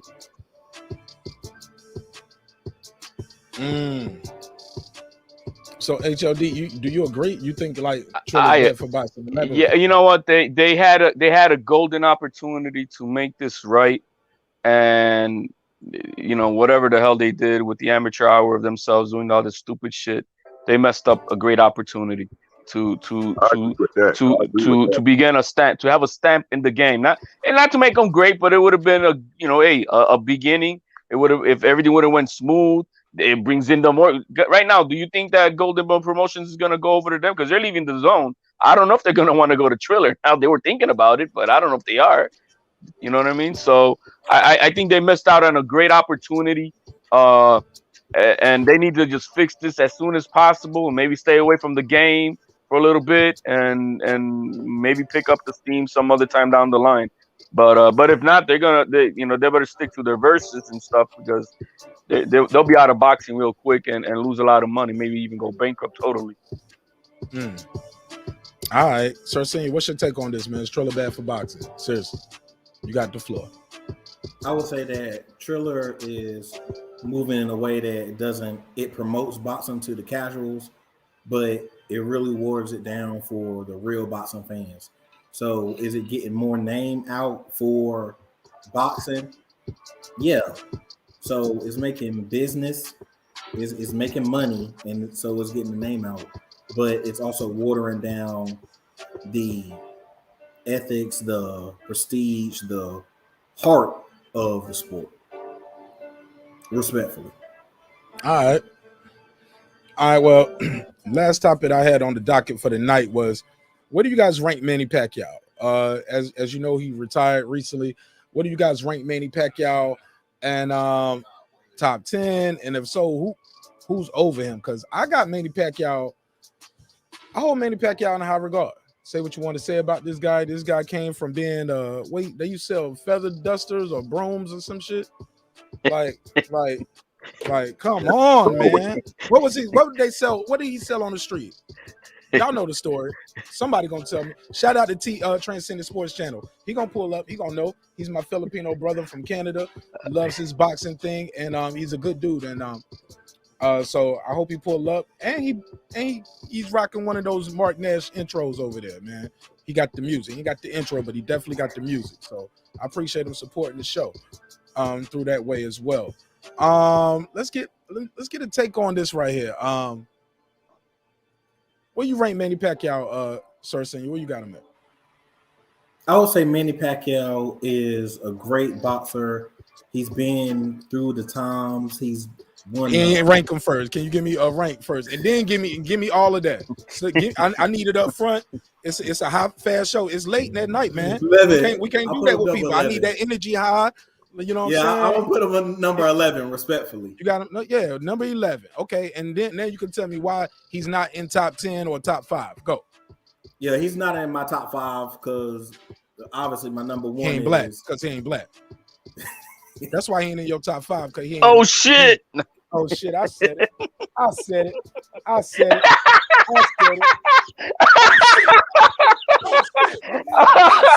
And I'm black, y'all. And I'm black, y'all.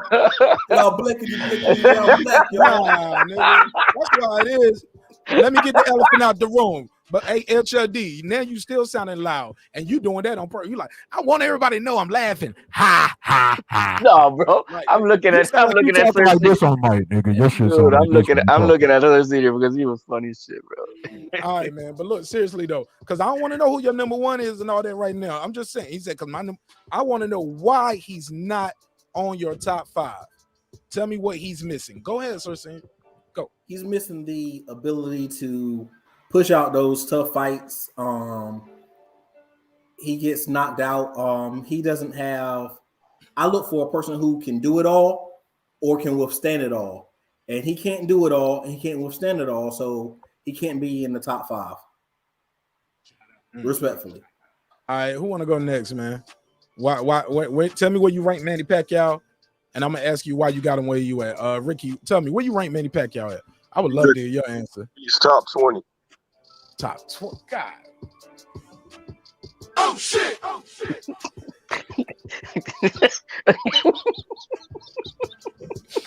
Bro, are you kidding me? Yeah. It's top 20, bro. Nigga, what? Look, man. Manny Pacquiao was moved very well. A lot of his matches that people give him super duper credit for, there was way over. There was either way overmatched, drained down, or old in the game, right? Oh my God, you're breaking my heart. You're breaking my heart. It's just man. the truth. It's just the truth. Shit. You can say what you want. You know what I'm saying? You know what I'm saying? Damn, Ricky. I also hold in regard to situations that happen. You know what I'm saying? I can't, like I used to use that. I thought he was on P.E.A.T.S, bro, but I can't even use that no more because he didn't get caught. So you just need to let that go. It is what it is, right?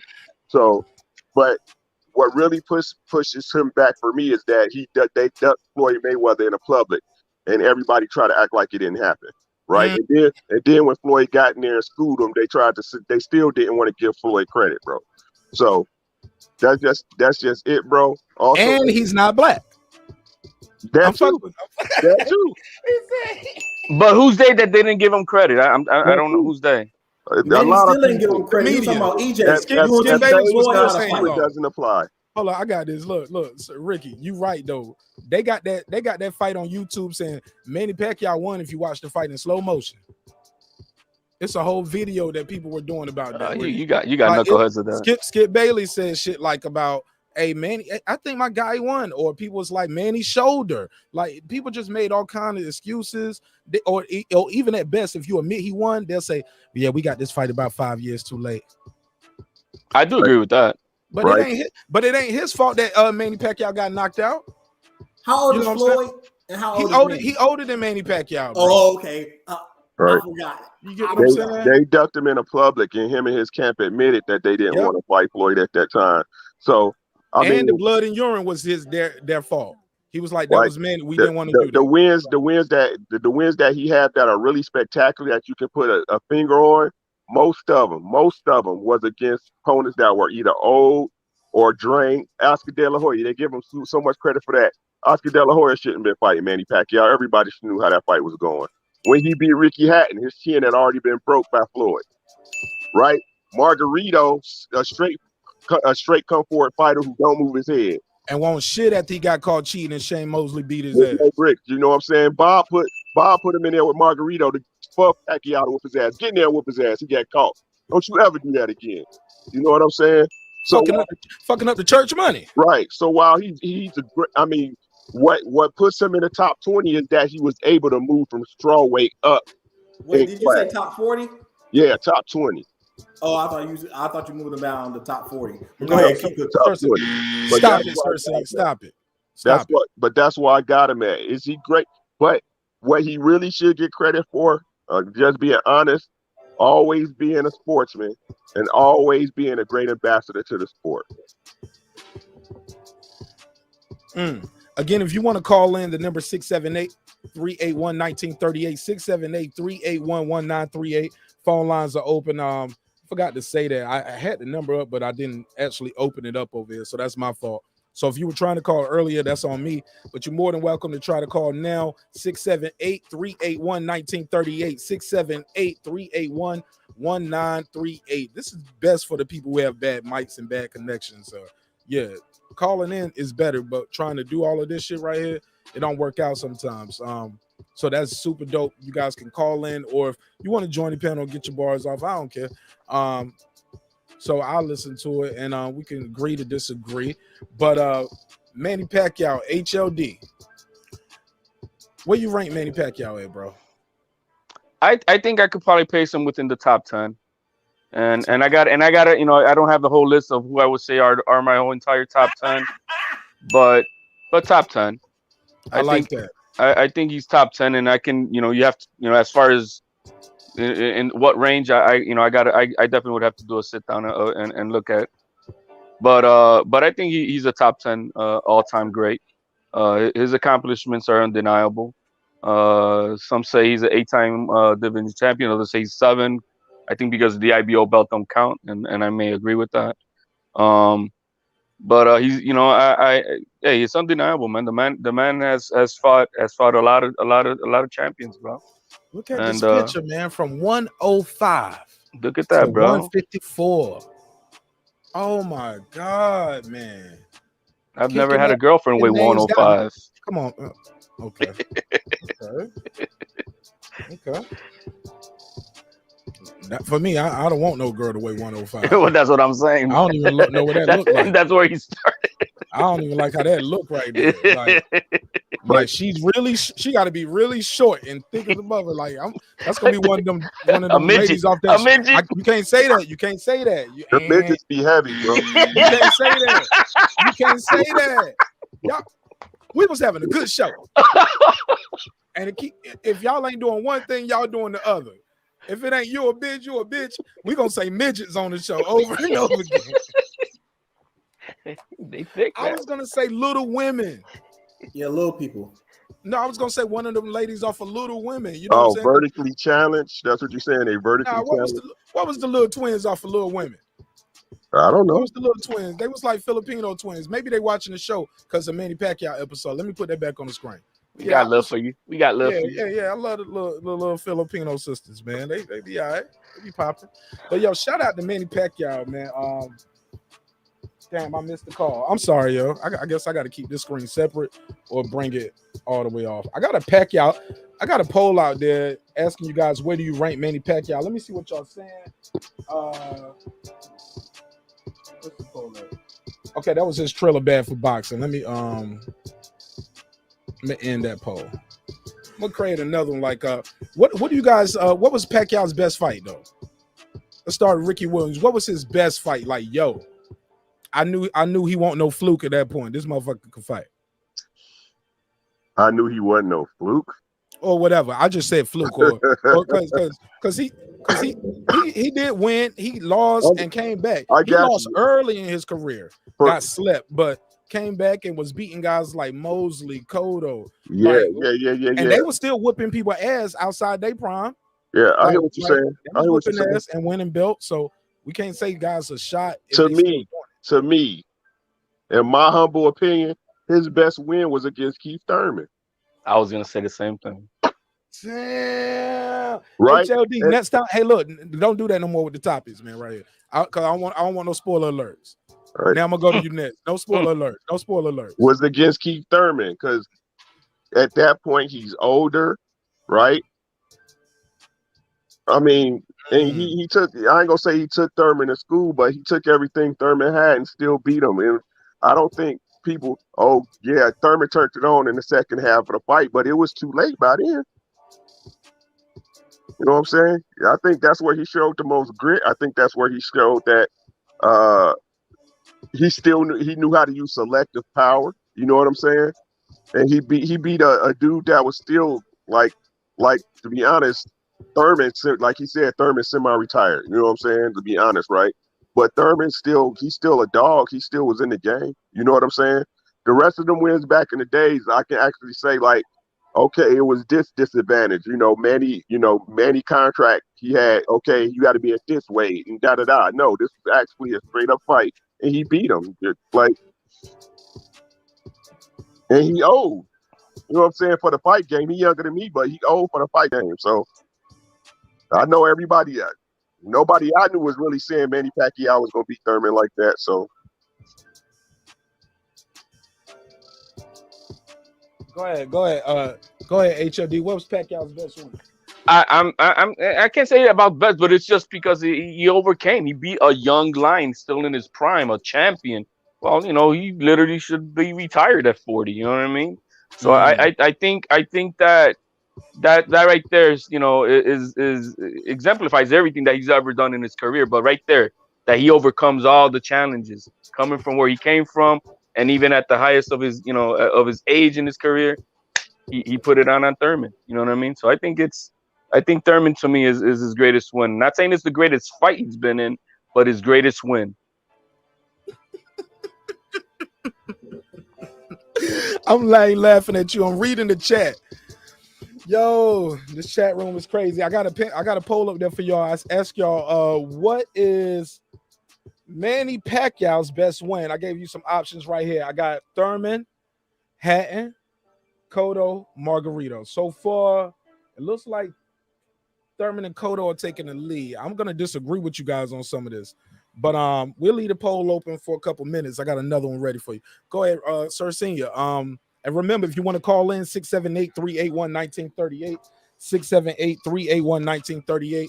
I'll let you get about a minute or two of our time, and we'll take the next call or get back to the show. If you want to join the panel, you're more than welcome to beam in real quick, get your bars off, and then we're gonna keep it moving. So yeah, it's always good.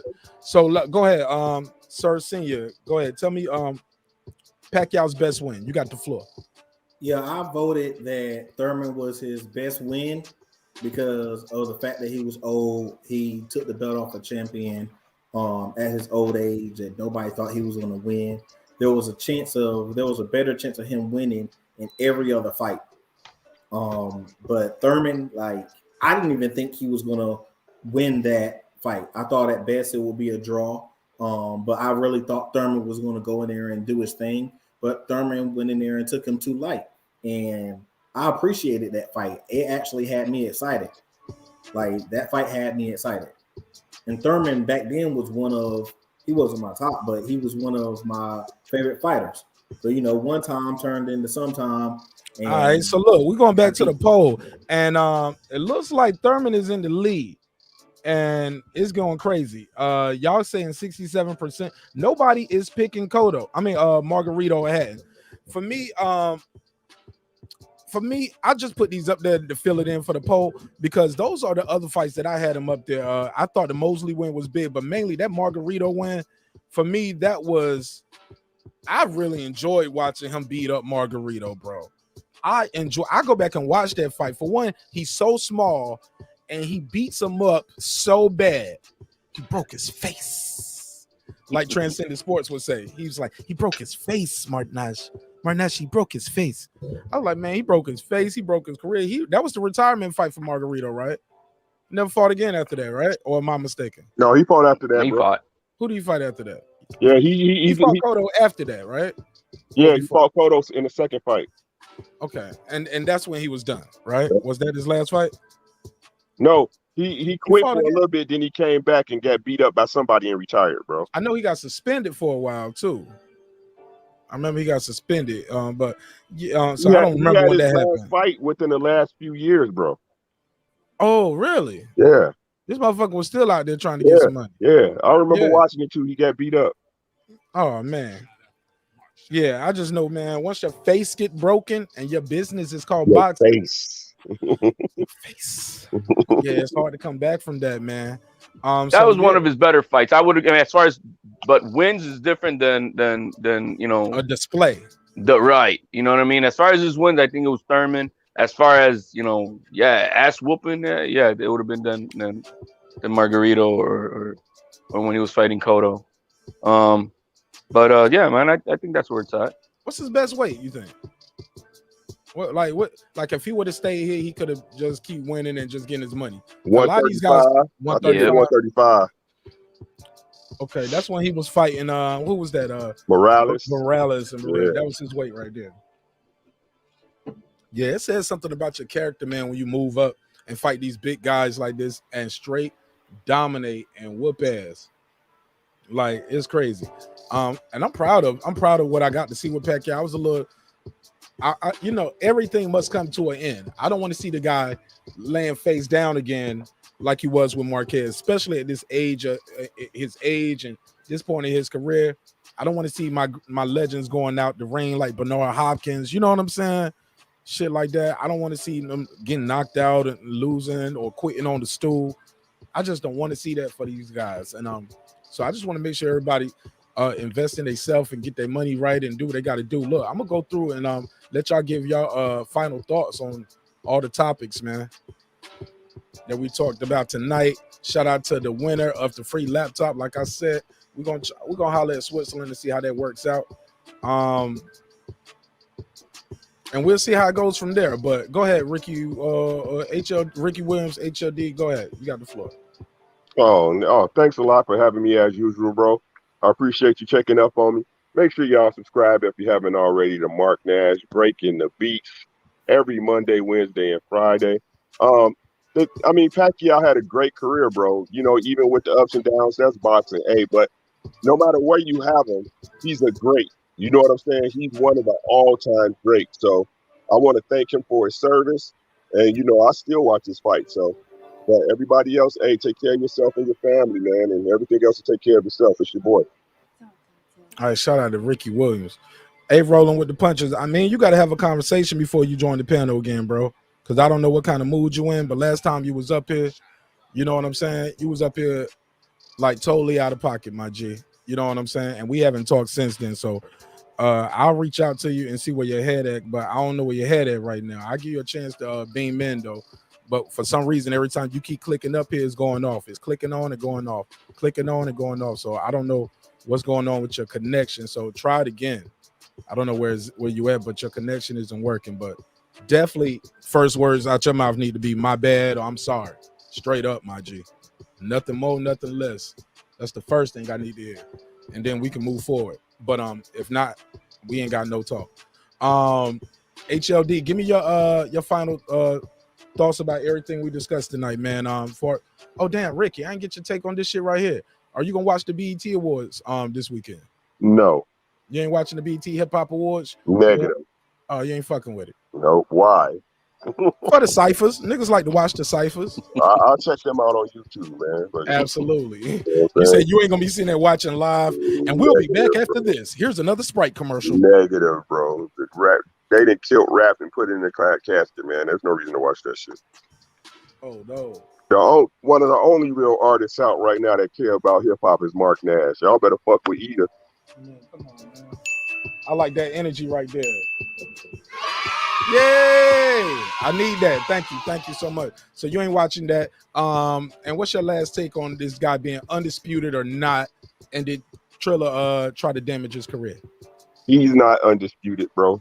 Just the fact that Devin Haney has a belt in the same weight class, he needs to fight Devin Haney, bro. But Lopez versus Camboso, they need to get it on so he can get his career to moving. Otherwise, he basically on the shelf and don't know it. Don't even know it.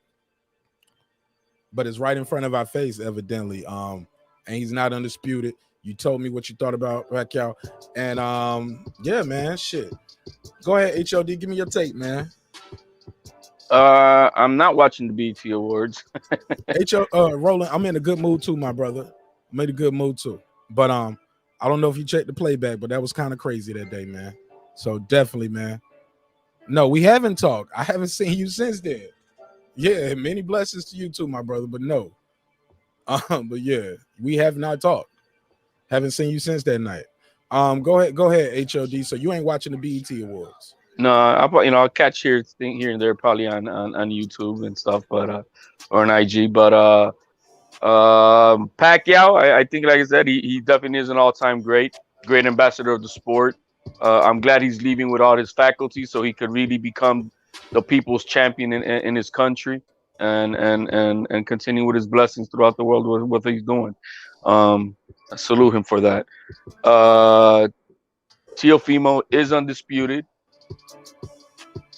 lightweight champion of the world, and that's that. I don't know what else is to be said. All right. And you said Pacquiao is top 10. Top 10. Hey, Sir Senior, I'd rather not. We ain't got to do all that. You got a show though. You can definitely do it on your channel. I would love to hear what you got to say about that in detail, but please not.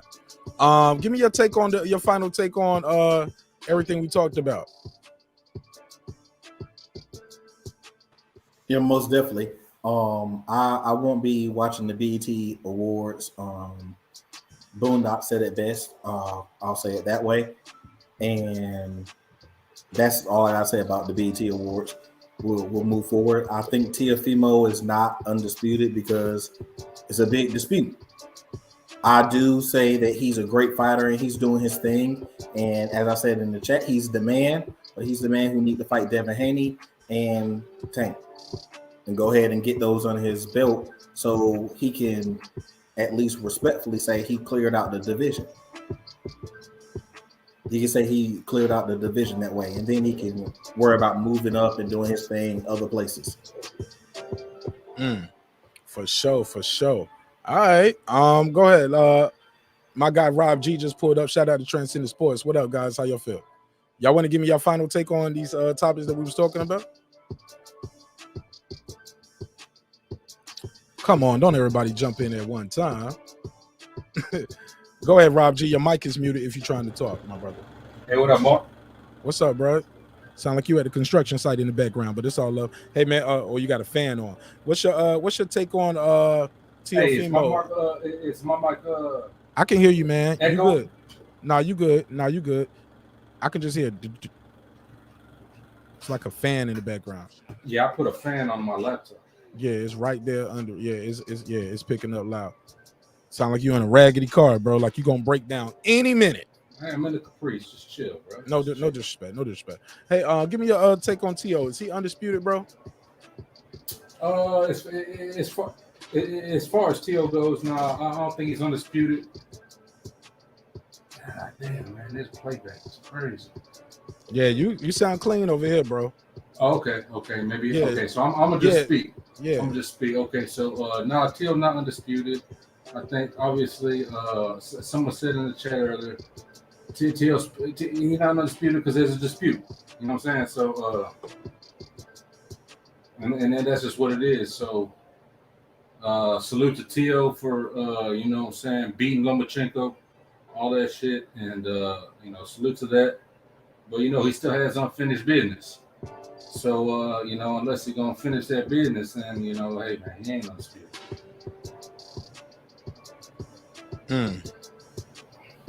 Okay. Are you gonna watch the ciphers from the BET Awards? Are you excited about it? Nah. Yes. No. Maybe so. Nah, not really. I went to the B.E.T. Awards like in 2018. That's all you got? You went to the BET Awards 2018. Nah, I mean, I'm fucking with you. I'm fucking with you. But nah, so you're not watching it basically. Are you interested in the ciphers? I'll probably watch it.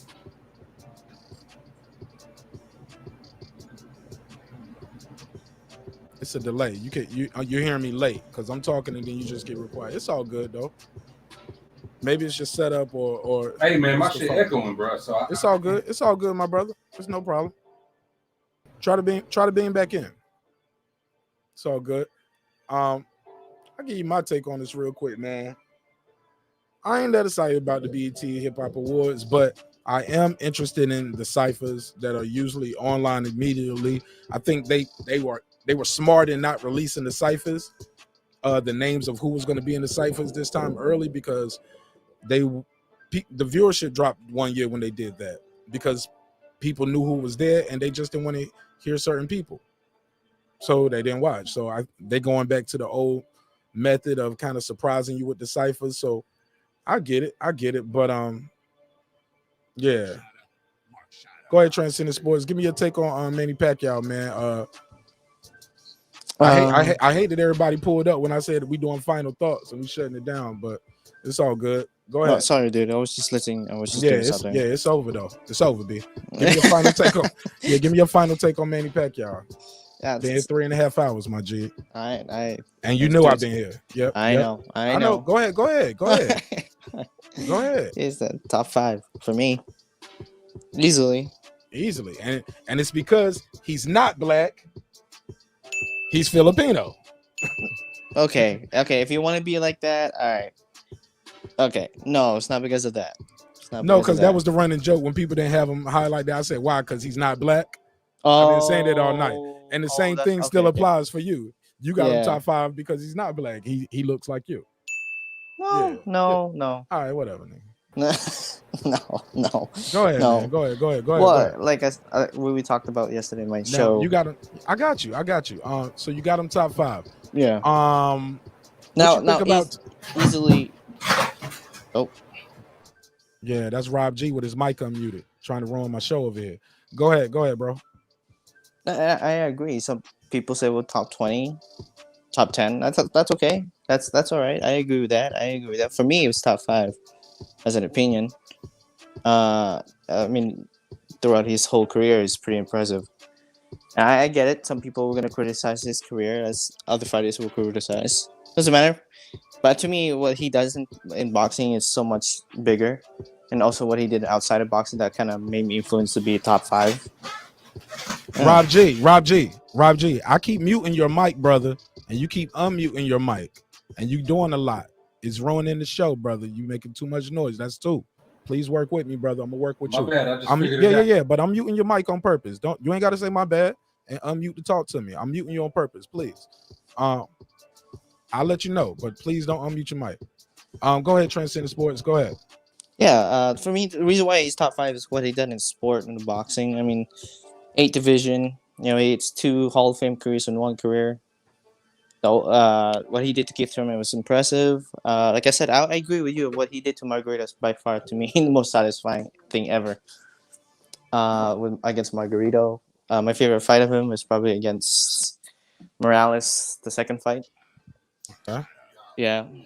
The most thing impressive about Manny Pacquiao is that he was, well, because as Filipino, like you said, is that he can serve the country well as a boxer. So that's pretty much it I can say about him. Okay, well, look, Rob G, give me your final thoughts, man. Well, Transcendent Sport, you gonna watch the BET Awards, bro? Or watch the ciphers? Yes, I'm gonna watch the BET. Okay, how about that? Yeah. How about that? See, look at him. All the black people up here saying they ain't gonna watch it. The Filipino brother was like, yeah, I'm gonna fuck with y'all niggas. All right, I'm fucking with you. So you what you think of Tio and Trilla and how they moving them, bro? Like I said, what HLD said or what you guys know, I can't really speculate because I don't know what's going on. Hopefully they fight because it's a good fight. This is Tio versus Kambosos. We'll see. I can't really speculate because if I start speculating, then it's just gonna cost first narrative, and it's just gonna cost more fire. Add fuel to the fire, and I don't want to do that. So, hopefully he fights. Okay. Yeah, but I do agree though that Triller is suspect. They moving kind of shaky, baby. Yeah, they are. Yeah. All right. Well, thanks for pulling up, Rob G. Talk to me, man. Go ahead, Rob G. Hey, what up? You still hearing that echo, my brother? No, I figured out what's going on, man. It's all love. It's all love. I had an extra tab. No, you good, Rob G. You good. We ain't got to do the explanation game. You got it. You got it. I got you. Yeah, I got man, you. Yeah, we got to wrap this up, man. We got to wrap it up. And we've been here. Yeah. BET Awards. Yeah, I'm gonna watch it. What's up? All right, cool. Okay, you gonna watch the BET Boys? You fucking with it? You got anybody you rooting for that you like? Man, I want them to rack up the awards. These my folks. Bag. I fuck with Bag. You fuck with who? Moneybag. Oh, Moneybag Yo. Okay, yeah, he is nominated for a couple of teams. I fuck with Bag. Yeah, How about this Super? Bag, bro. I done met Bag a few times, just being on the road and shit. I fuck with Bag. Yeah, cool. How you feel about this Super Bowl show, man? I forgot to ask the other guys about that. How you feel about this Super Bowl show? You fucking with it? Yeah, obviously. I'm a Kendrick fan. I fuck with Drake. I fuck with Snoop. Yeah. Okay. All right. How about this? Shit, I was fucking with Kendrick back when he was K-Dot.